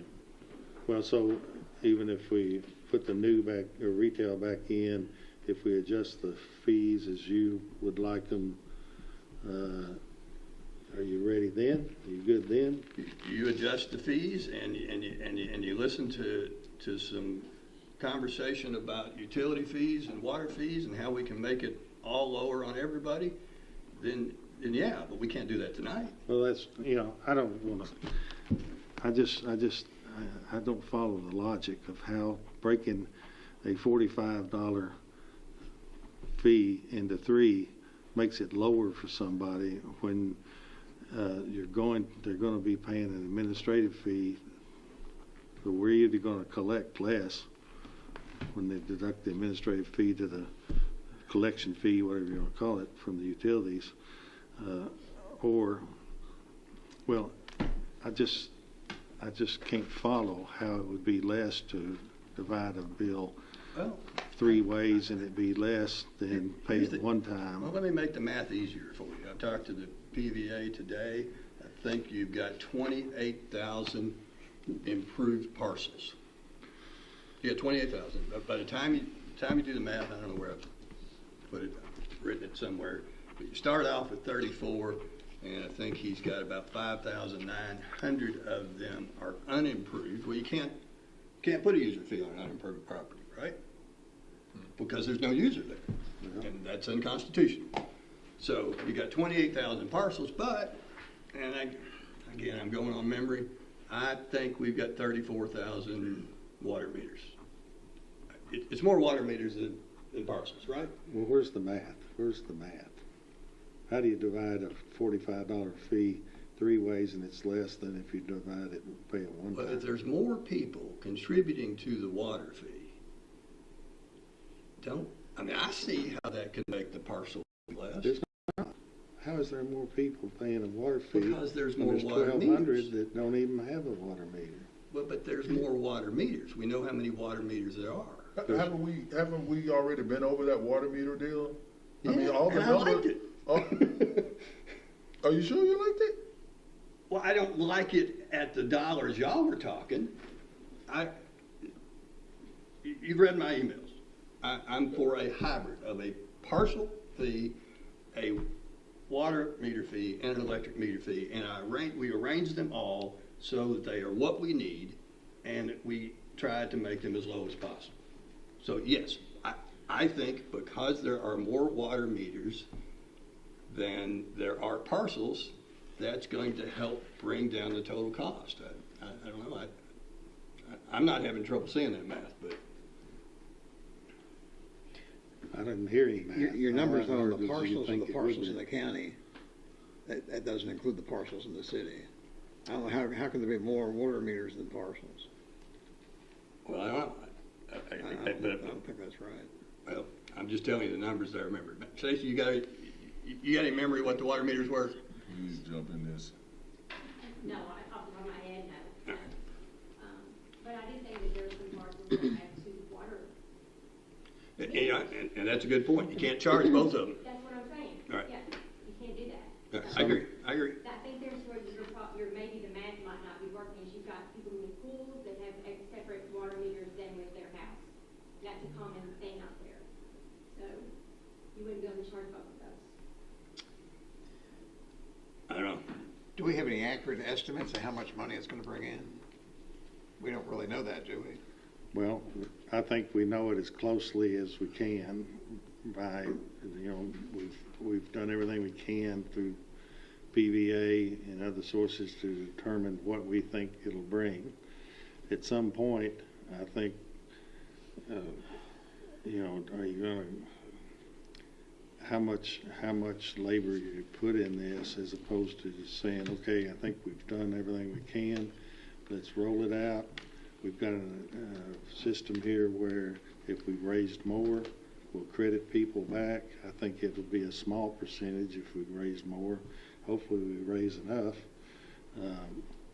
But to me, having had all these folks look at it, having examples of what's worked and knowing examples of what doesn't, the administrative costs of this, the fact that I don't know how many parcels there are that have multiple water meters or utility meters, electric meters rather.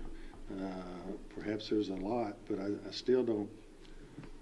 haven't heard what it is about a parcel fee that would be unfair. I think that everybody who lives, well, you got,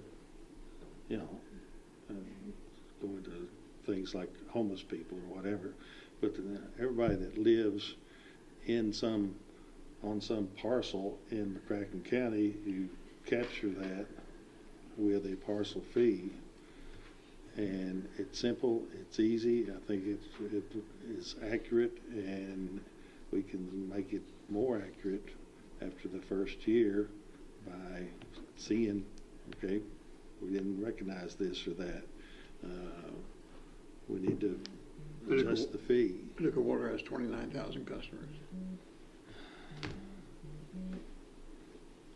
Anyway, we've gone over 5 years, and now here tonight, there has been opportunity to raise all these things, despite the allegations that people weren't included and that sort of thing.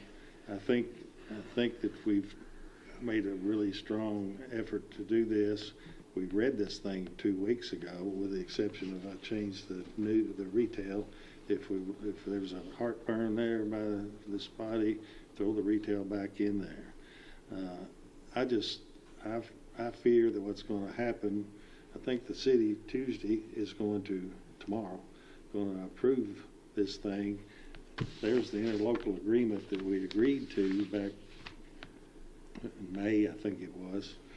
And so we've already agreed to that. And now we're talking about, do we want to do it that way? There's been allegations that we don't want to follow the city managing this, and allegations about the board. We've agreed to the board already. Nothing ever brought up about that. And here we are on the eve of needing to get it done. The city will get it done, and then we'll go into a workshop. And we'll screw around with this damn thing for months to come. When it's sitting here, we can get it authorized. I think it's fair. I think it's a low cost.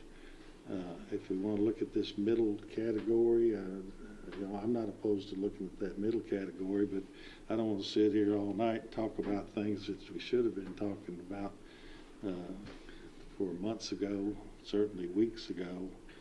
And Judge, I'm not sure we were given the opportunity to talk about it. We were just given the fee schedule. 2 weeks ago, we I had the know. first reading. I know. Anybody got any concern? Anybody We want did. to We talk explained it about it? last week, and we did. did what?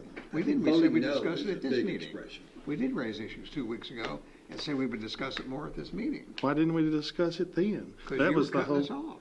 Not cutting us Oh, off, but bullshit. You know, I've got my tolerance for stuff like that.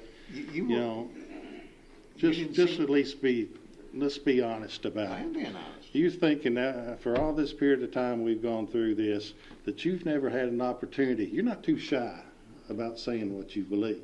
You're saying for these months and weeks, you've not had an opportunity to be heard on any of this. I didn't. That's what you're saying.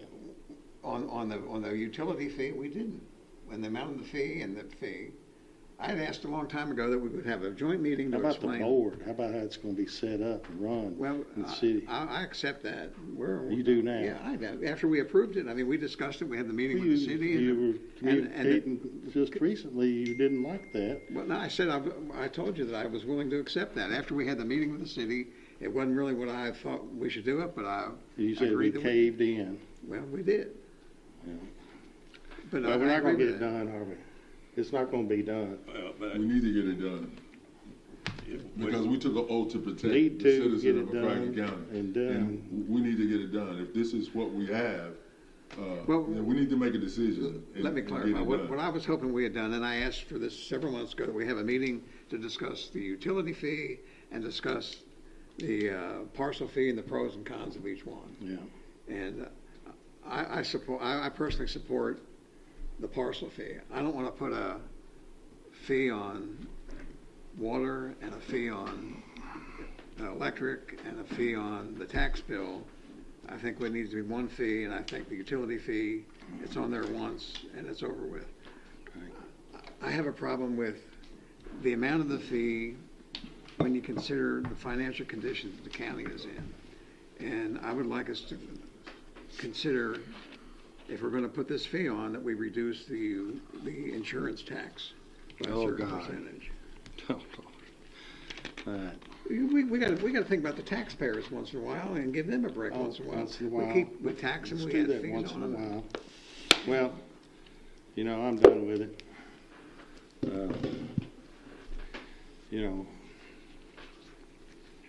All this time we've spent, I'm gonna go back and play the tape, the video from 2 weeks ago, and see if I didn't invite anybody to say, what do you have to say about this? Do you have concerns?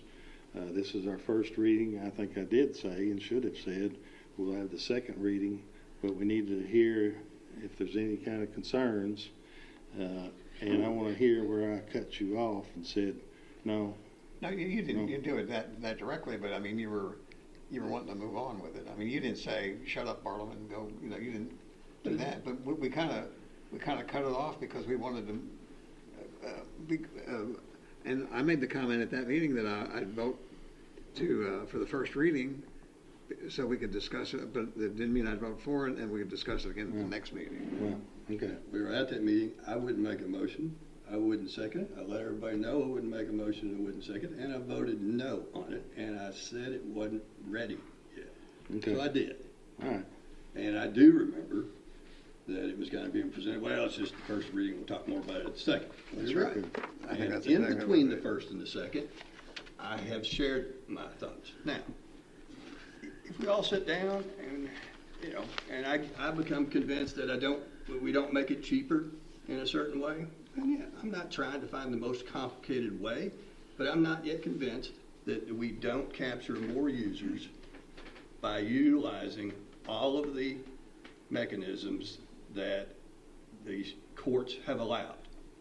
If the end goal of that is that I don't get 911 at a cheaper rate, then there's no reason to do that. I agree with that. Now, with regard to governance, I don't don't think anyone was more vocal about not liking the governance than me. I did make that expression. I think I called the board a big old PTA in this meeting because it's not going to have any authority, being the board, the 911 board, because it is going to be a PTA without any authority. I said those exact words. And we even had a discussion. In fact, you came to the first meeting thinking that that board would be able to control the salaries of the city employees. And in our second meeting on the interlocal agreement, you came to realize that no, that wasn't right. So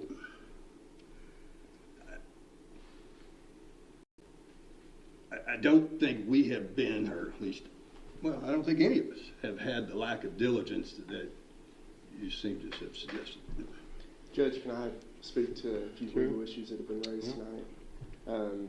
First, any fees that are overcharged, you might say, or not needed, or held to the next year, and you can then adjust the fee at that point. So it's not like you have to do a discount. You just hold it, and then you give them the discount on the rate next year. So it's not like they're overcharged and they're just going to keep having to be overcharged. You hold that money. Secondly, the idea that a residential owner of a warehouse might get charged a commercial rate, I'll admit I had a little question about that as well. I don't think that that would be defined as commercial. I think that would be a residential unit if I'm just storing my boat in a warehouse I might own. Say that one more time. If I have a warehouse, a privately owned warehouse that does not serve a commercial purpose, that is not being leased, I think it would fall under the definition of a residential unit. So I do not think that you would have to pay that fee if you own a empty warehouse or you're storing personal property. The part about the fee bearing a reasonable relationship to the user's use, I think you can also make the argument that it's not just how many calls they place, it's the fee has to bear benefit to the relationship received. Well, if you can't build the darn tower, there's no possibility of the benefit at all. So what the deputy judge and the team that's worked on this for so long has done is figured out how much it would cost to build and backed into it. So I think that bears a reasonable relationship to the benefit received. Because if you can't build the thing, there's no benefit.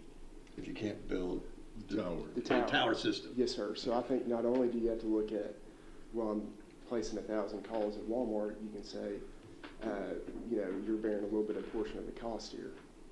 It's not a tax, it's a fee to get the thing built. Just because we got to have it. Yes, sir. In case you might need it. That's correct. There's a cost associated with that. Yeah. And lastly, I would say, I think you're absolutely right, Commissioner Barnum, taxpayers are going to raise Cain. Some of them will, until they have to call 911, and no one gets their call. And that could be a liability exposure as well. Everyone, it's like being a prosecutor, everyone is for law and order until it's their nephew or their brother, and then they want to break. And it's the same thing with taxpayers. They oftentimes do not want to pay until they need that government service that could save their life.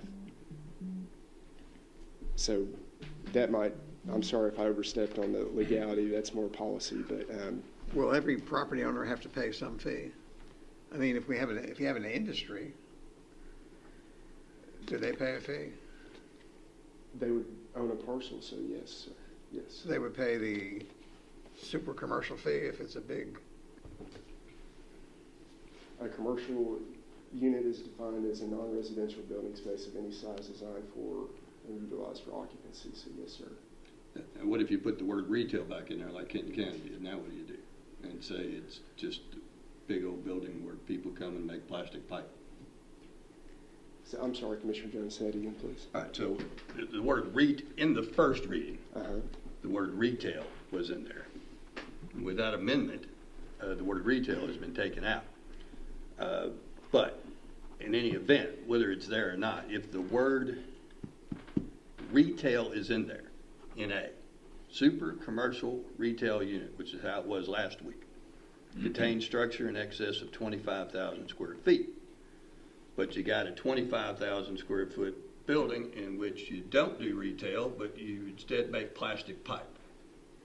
Are they going to pay $1,550, or are they going to pay something else? That's a great question. What do you think, Stacy? I think that was the judge's concern, is that because you had the word retail in there, that you may be missing that element out there. And taking the word retail out does allow you to then have a use fee or a partial fee on those buildings, as long as they fall under the term commercial. But then you've got the owner that says, I don't have anybody there. I've got 3 people there and nobody ever comes in, and we haven't called 911 in 40 years. I have a harder time. I mean, don't you think that's an issue? Yeah. But you have to tell me how you would fit them in otherwise. Well, I think you got to use words to say, all right, you're 25,000 square feet. That's one factor. You know, another factor is how many people work there, right? Maybe you're not in retail, but maybe you have 2,000 people that work there.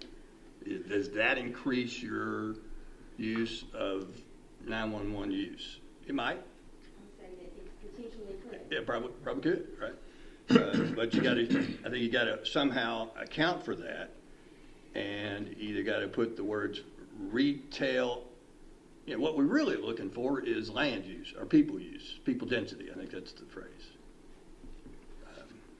I think it could be that. I think it could also be the cost to put out a fire at a large business that just sells cat bulldozers. Or Let's think about that for a minute. Is that a user fee for 911, or is that a user fee for the fire department? It's 911.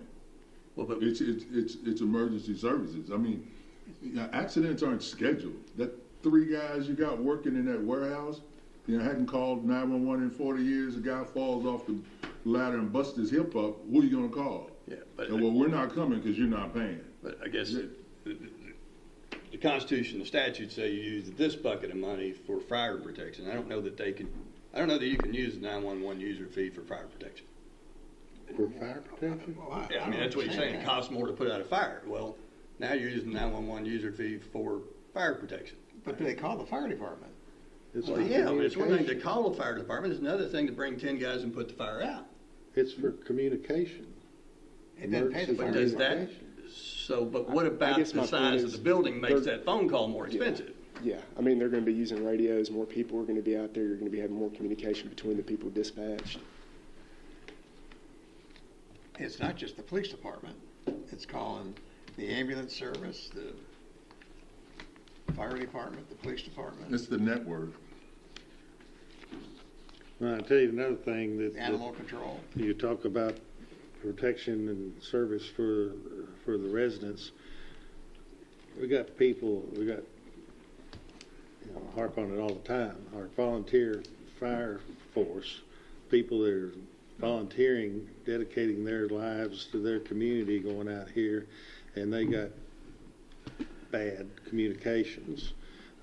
Even the paid law enforcement, fire, the ambulance people, as you know, I spent some time, 9 years in police work. I was way out in the county.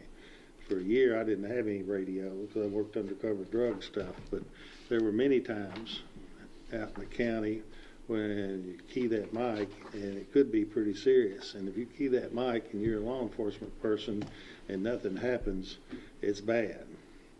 Nothing good happens from that. So we owe it to our people. We've got them. We've through some diligence and through grabbing a hold of our guts, we have got some revenue to get their salaries up where they need to be.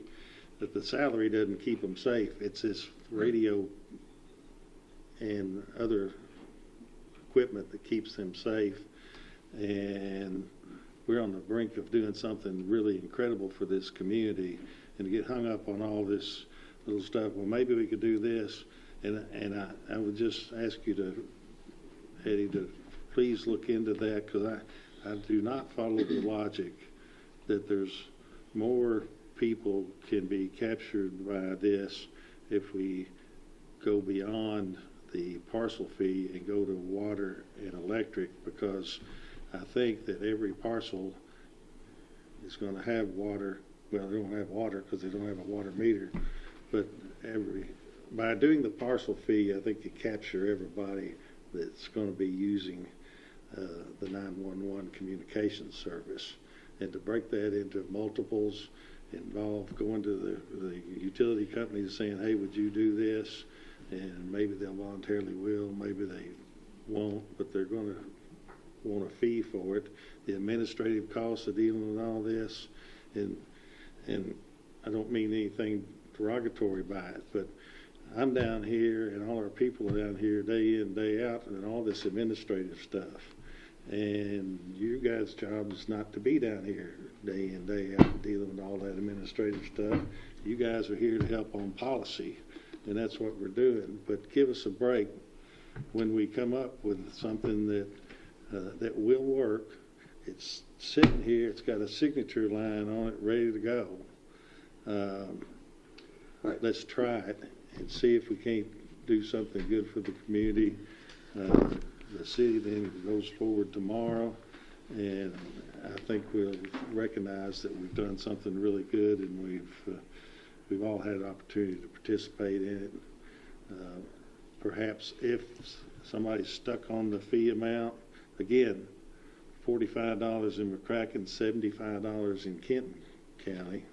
813 people, 13 parcels will be paying, according to this model, this might not be quite up to date, 813 will pay $1,550. So that's not the same. That's businesses, right? That's commercials. Well, that's 25,000 square feet over. I guess we're taking that retail. 7,500 to 25,000 square feet. They pay. Well, that's over 25,000. There's 825 between 7,500 and 25. Yeah. Now, on this piece of paper it says 600, but on the other one I was reading it says 860. I don't know. Is that old, you mean? Or what? Well, I got my name on that one. I know that was given to me 2 weeks ago. And this one, I thought we were told that number was inflated quite a bit. Didn't Steve Dillon say that 2 weeks ago? That number of well, that's it. Yeah, under A was not anywhere That we near don't think we have 800 and whatever in that category. The 7,500 to 25,000 square feet. I don't know. That's right. He mine, said that. He did say that. I think the assumption is a lot of them the are not numbers weren't commercial. accurate. all right, well, then what are the accurate numbers? And I realize Steve's not here today, but I understand, and for a good reason.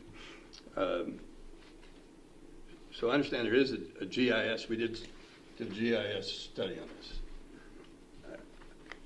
I don't know if it's so large and so technical I couldn't comprehend it, but I mean, it would seem to me one of these 813 will say, well, couldn't you have asked to look for a list of who the 813 were? And I know that we are living in this community and say, well, no one's really objected. Everyone's for 911. But I don't think this 813 know who they are and know that they're going to be asked to pay that much money. And Well, and if they are overcharged, then we'll credit them to the next year and we'll reduce their fee. And we have the appeals board, Judge. Yeah. We're going to have an appeals board. Rome wasn't built in a day. You know, it's going to have to be tinkered with, but this is a good foundation. I just I think we worked on it for 5 more years. We never would have the answer down to precisely, okay, it's not 813, it's 811, or maybe it's 620 or whatever it is.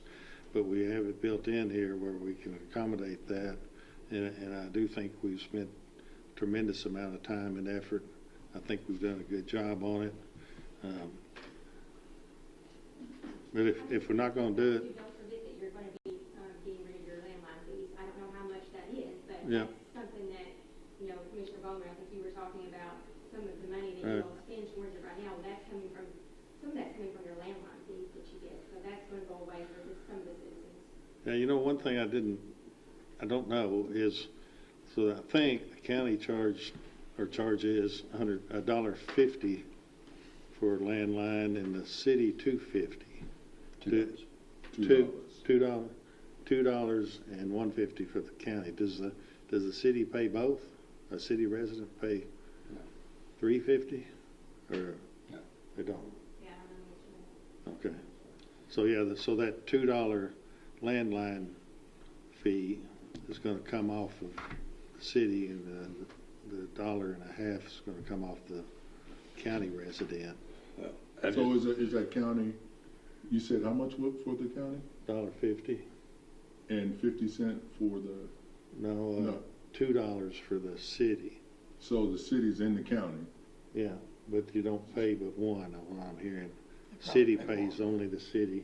I think what I heard is, we're not sure on that. Oh, Yeah, I don't know that. Oh, it's $2 in the city, and it's $1.50 in the county, and then it's Right. not stacked. Okay. Well, I understand their landline, but, you know, to that person that owns a 7,500 square foot building and is paying it's gonna be asked to pay $860 in October, and I can tell them, but you're not gonna have to pay the $1.50 every month. Does that make you feel better? We have more than one landline at our house, but yeah, I understand your point. You know, told maybe you. their insurance rates will be better because we have a good communication system. Maybe if they've got a 20,000 square foot building, they think $800 is cheap protection to have the police and fire and ambulance show up when they need them. I don't know. So, this GIS Sidwell, I'm interested in how we can access some of that information. I mean, for example, there's 11 commercial non-retail. They're gonna, I don't know what that category is. I mean, surely it wouldn't be hard to figure out what those 11 are. All right, well, we'll get all that. We'll get all that compilation together, and we're gonna send it to, if all three of you want it, I'll tell you, I'm done with it. I don't want figure it. out, you don't want it, you're done. I sent it to you and you. Y'all sit down, figure it out, and whenever you come to a conclusion of what you want, what you're willing to either one of you to vote for, then to come back and see if Richard or Craig is willing to go with what you came up with. I don't care if you're done, but the people that are getting a paycheck from the county to worry about this we need to be able to call upon them for help. And you don't get to take away the staff that would help us because you don't want to do it. So I'm not going to put up, I mean, I guess I will put up with that. You get to control them, but I'm not going to let that go unsaid. Yeah, well, you work 6 hours a month as a county commissioner. That's not true. I work a bit more, and it's not your job to be down here, like I said before. Right. We're in this constantly. We've worked this over for 5 years. We've gone through all this stuff, and if you want to go through all of it and look at it. Now, what you said was you're done with it, which basically Bill and I, if we want to just do it without help, and this is still a county problem. We have county employees, just because we're not willing to agree to what you wanted, and the truth is, you have been working on it, but you've been saying for months, me and George are close, and we weren't involved in that. Tried to express some concerns, not been quiet about it. I've still got concerns, but I want to find the solution. Okay.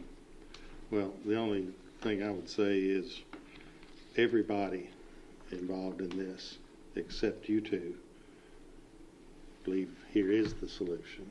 And so we'll give you whatever you want.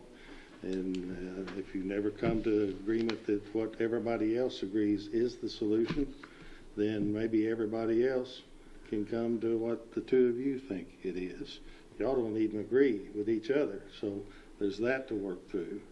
I'm just saying, I've got lots to do in running this county. I've done everything I can do. I think we've got a good plan. You don't? So I do not. Okay. Let's vote. All right. We ready to vote? Like we need to, I guess. But all in favor of this, aye? Can I explain my vote? God damn, you hadn't already? If you let me explain my vote, I might vote for it.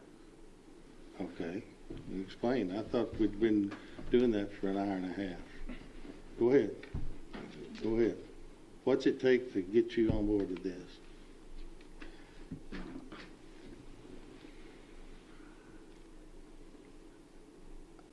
I've been on the fiscal court for, 10 or 11 years now. One of the first meetings that I ever attended was about 911. It was a serious problem then. It's a worse problem now. It's something we need to fix.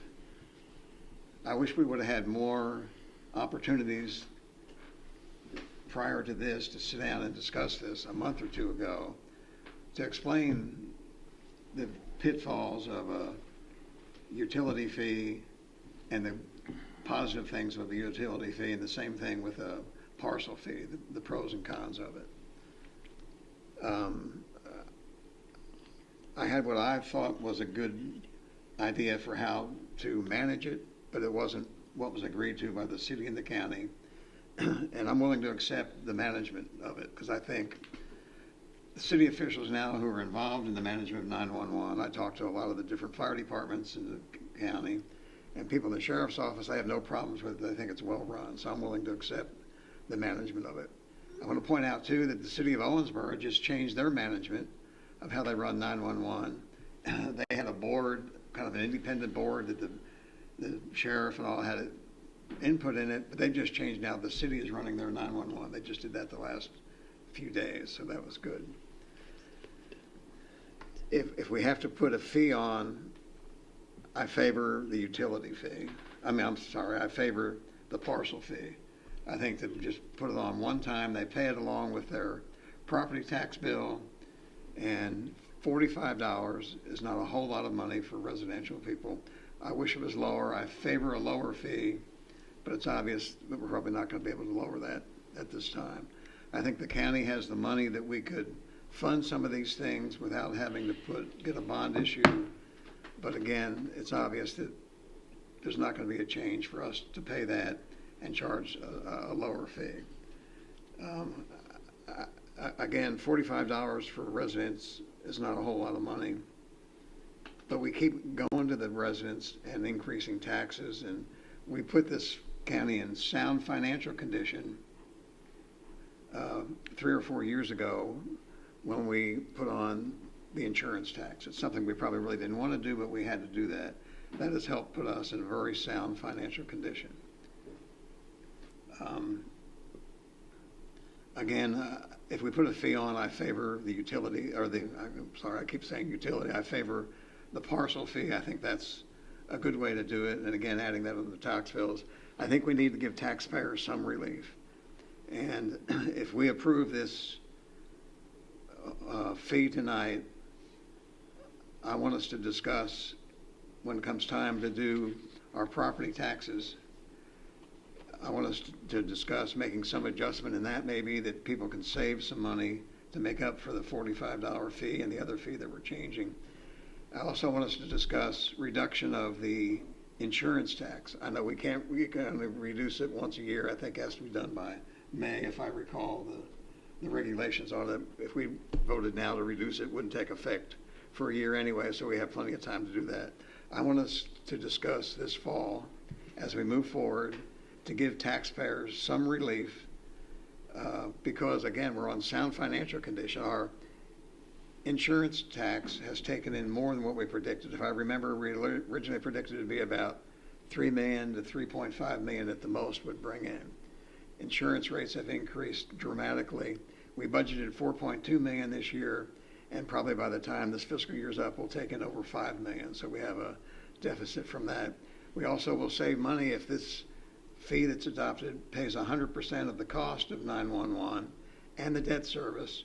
We'll have $700,000 left that we now use in general fund money. So we'll have some of that money. We've already taken in, if I'm correct, about $3 million more than what we budgeted in revenue. So again, we're in sound financial condition. And I think we need, when it comes time to set the tax rate, and later this year, when we need to discuss reducing the insurance tax. And I may be a lone ranger in that, but if there's willingness to at least discuss that, and I guess we can discuss it yes or no, but I'll vote yes for this because we need to move forward with it. We need to fund this and get it done, again, to have a quality 911 service. And I've said this before. I went out and rode to the sheriff's office one night, and there was an incident out at the wildlife refuge out in West McCracken County where there was a report of a car that was in the water, and the deputy I was with, who was the chief deputy on duty that night, he could not keep in contact with the fire department that was searching, with the wildlife refuge people that were searching, and even with people at USEC who were out trying to find this. So I got a firsthand example of the problems that exist with our communication system, and this will solve those problems. It'll make it safer for our people on the streets, which is the key thing. I know out in Reedland, I think there's some dead areas in the Reedland area where I live now, and we just need to make sure that when they're out there on I-24 or out in the depths of the county where things happen, we need to have that. So I will vote yes, but I'm also going to bring up later on this year when it comes time to set the tax rate and discuss the insurance rates, that we consider reducing those to help give people a tax break from adding this fee on. I vote aye. Okay. I'm going to vote no either way, but I really think you all got to clear up which one you're voting on, because the one that was read 2 weeks ago, is that the one you're voting on, or are you voting on the one that was in the packet? Because I don't think there's been a motion to amend.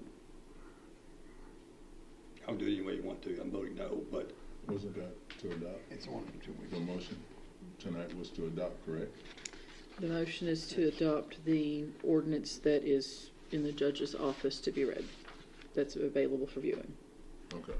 Which one is it? I don't have any information except for it is in the judge's office for viewing. I think it's the most current version, because the summary still reflects. We're voting on the same one we approved last week, right? 2 weeks ago, right? I think it's the current version in the judge's office. That's what? But it's in your packet. I think it's the current one in your packet. is there anything about the summary that let the voters know that there was going to be a change in? The summary still reflects the main points of the ordinance, in my opinion. The one slight term with the retail change. If y'all disagree, please let me know, but I don't think it changes the I think- statute. That was the one that was sent out to us. Yeah, y'all received it prior to Yeah, this but meeting. we didn't amend what we did last time. We approved the first reading 2 weeks ago. We have not amended that, so that's what don't we have to amend that for it to be official? Is that right? Any changes? Changed last meeting, so we I'm sure y'all are I saying don't different know. I things.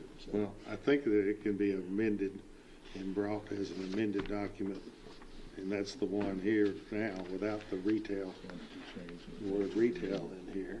I don't want us to get into a technical issue there. This Yeah. thing They gets thrown changed out the for some rules on reason. this, so I don't know. I'm not sure. I haven't dealt with this. But I thought it was okay. Stacy, you have an opinion on that? Stacy? Well, obviously, I represent the city versus the county, but my opinion would be that this is not a significant thing that can change that it would matter, that you don't have to amend it. The first reading is not an approval. Right. You just read it. You didn't vote for it, you didn't do anything. We You did just vote read for it. So then the second reading is the one that it matters, and so long as it's not a significant change, then you don't have to do anything different. But so the question becomes, and there's law out there, is it considered significant enough? Now, I think, in my opinion, the term retail was more of a explaining what the intent was to begin with. It just was maybe not the accurate one that we thought reflected what the All we did was acknowledge it was read. And I don't Ordinance wish, should have to be read twice. I'm not trying to create bad scenarios, but I think the difference between the two ordinances is significant and potentially so significant that it changes one from being a user fee to not being a user fee, which creates a 4% problem. Well, the difference is, in the first one we read, all of these things, all these categories referred to retail commercial. However, the definition, where is it? The definition remains the same. Yeah. And occupied, so doesn't it, we took out the word retail in, I guess, in both the definition and in the description of the category.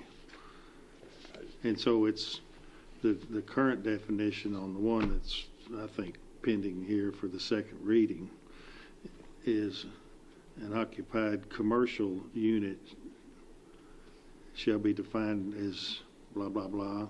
Before, 2 weeks ago, it said an occupied commercial retail unit shall be defined as.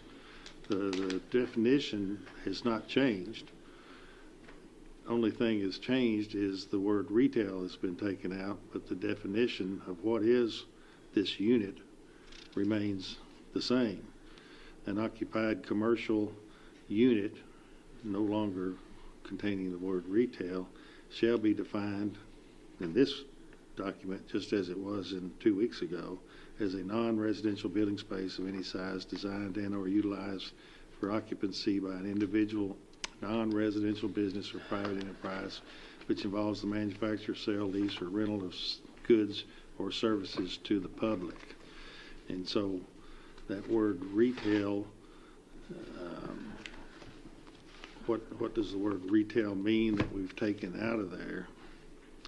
All the rest of the definition is the same. I do need to add, and I hadn't remembered, I also thought that it was unnecessary, duplicative, to have in that definition 2 weeks ago under section 4 examples of what are occupied commercial units, because it listed, if I remember right, 26 examples.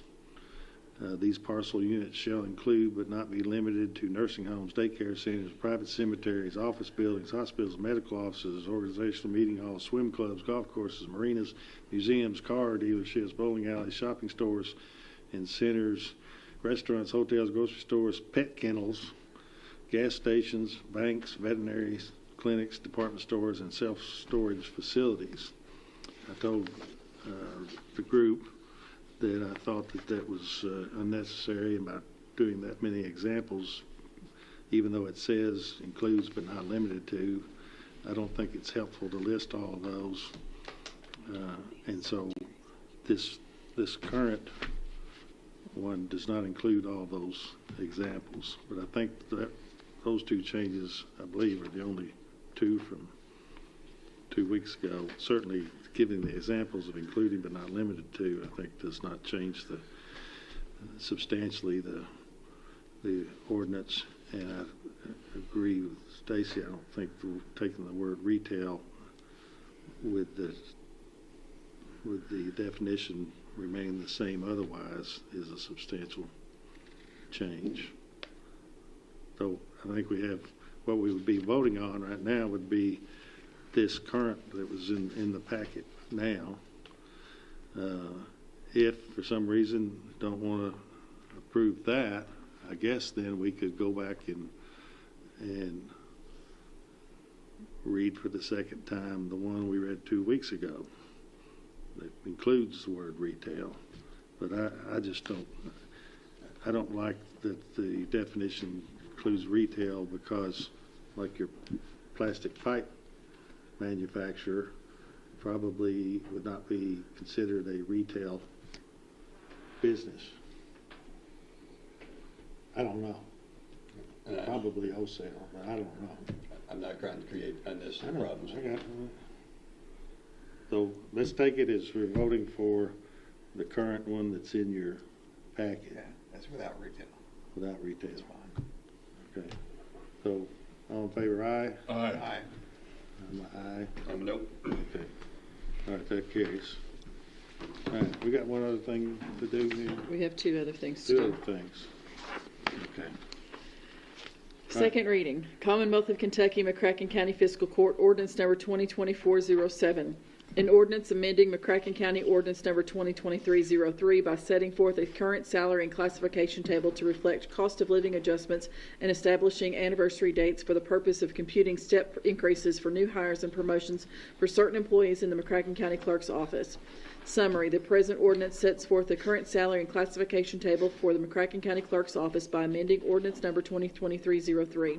Certification is hereby certified by the McCracken County Fiscal Court that the present summary represents an accurate official statement of the main points of and contents of ordinance number 2024-07. Public inspection, ordinance number 2024-07 shall be available for public inspection in its whole and complete form in the McCracken County Judge Executive's office during ordinary business hours. Motion. Are we adopting or amending? Adopted. Does this actually have to be an ordinance? After what? Does this have to be an ordinance? Because we always do this in June, and This is the clerk's salary ordinance. They have a salary grid that was approved, January 23, I think. So this is amending that. okay. It has its own ordinance, just like the sheriff. Well, I will second it. I just remember there was like this June 30th where we had to do something, and I don't remember that being an ordinance because this actually won't get done, right, until July. But that may not. This is just changing the salary grid in the clerk's salary ordinance. Okay. So this would be an amendment. No, you're either adopting this ordinance or you're amending this ordinance. also The ordinance itself is Add an the amendment. chief Okay. deputy on this. Yes, it added. Isn't that the main reason we did it, because it added the chief deputy? added You got what you want. Yes. Yeah. Okay. I just more? need a second. You got the second? No, I need, are you the second? I'll be the second. Okay. Any more discussion? All in favor, aye. Aye. Opposed, no. That carries. Second reading, Commonwealth of Kentucky, McCracken County Fiscal Court, ordinance number 2024-08. An ordinance amending McCracken County ordinance number 2018-01 by setting forth the opening and closing times for the retail sale of alcoholic beverages. Summary, the actions effectuated in the present ordinance operate to amend McCracken County ordinance 2018-01 by setting forth the opening and closing times for the retail sale of alcoholic beverages and expanding the permitted hours for the sale of alcohol on Sundays. Certification, it is hereby certified by the McCracken County Fiscal Court that the present summary represents an accurate official statement of the main points of and contents of ordinance number 2024-08. Public inspection, ordinance number 2024-08 shall be available for public inspection in its whole and complete form in the McCracken County Judge Executive's office during ordinary business hours. Motion. Second. I need a motion to either adopt or amend it. Is that? Are you adopting this amendment or are we amending this amendment? Does this conform Sorry. with the city ordinance? Is Ordinance. that what it does? I think we're adopting. Yeah, Adopting, adopt. okay. You just have to say the word what? adopt or amend. Conform with the city ordinance, is that why we're doing it? I think this makes all the geography the same, right? Yes, sir. It's going to allow Sunday sales. The hours are a little bit more limited than the city. I think the city's is, for a broader swath, you all would be authorizing Sunday sales from 10 to 10 a.m. to 10 p.m. on Sunday. And what is it now? Right now, you do not allow sales on Sunday. So which one? Right now, you don't allow sales on Sunday alcohol, except on like New Year's Eve, I thought we did that. just at like certain restaurants. Yeah, this basically puts everybody on the same. There's like a few districts that have it, and it's Is this all alcohol or just? It's retail package sales and sales by the drink. So I think there's like 2 bars in the county that would apply to them. Not with meals. You can still Yes, get an alcoholic drink with a Yeah. meal, that's right. and have been in the county for a while, I think. Yes. There's a few like Okay, caterers no. and a few restaurants that didn't have it. You probably should vote Is this no. allow? We previously allowed sale of beer on Sundays, didn't we? We've done, don't we do that now, or does this do that? Sunday sales used to say, unless otherwise provided, licensee shall not be permitted to conduct the retail sale of distilled spirits, wine, or malt beverages by the drink from the hour of 3 a.m. on Saturday until 6 a.m. on Monday. Nor shall they sell retail packaged liquors from 12 midnight on Saturday until 6 a.m. Monday. If you want to table it and talk about it, we can, or if you got concerns about it, we can amend it, obviously. Yes, sir. Or you can vote no. We can vote yes. Isn't this the second reading? This is the second reading, yes. Yeah. All right, we ready to vote? Yes. All in favor, aye. Aye. Opposed, no. No. I vote yes, then it carries. All right, are we done? Yeah, we're done all right. Yeah. I've lost my glasses. I gotta get home. Where's Dirk? All right, motion to adjourn. Oh, Oh, yes. thank you, Jesus. All in favor, aye. Aye. I'm sorry. We're What adjourned. was that?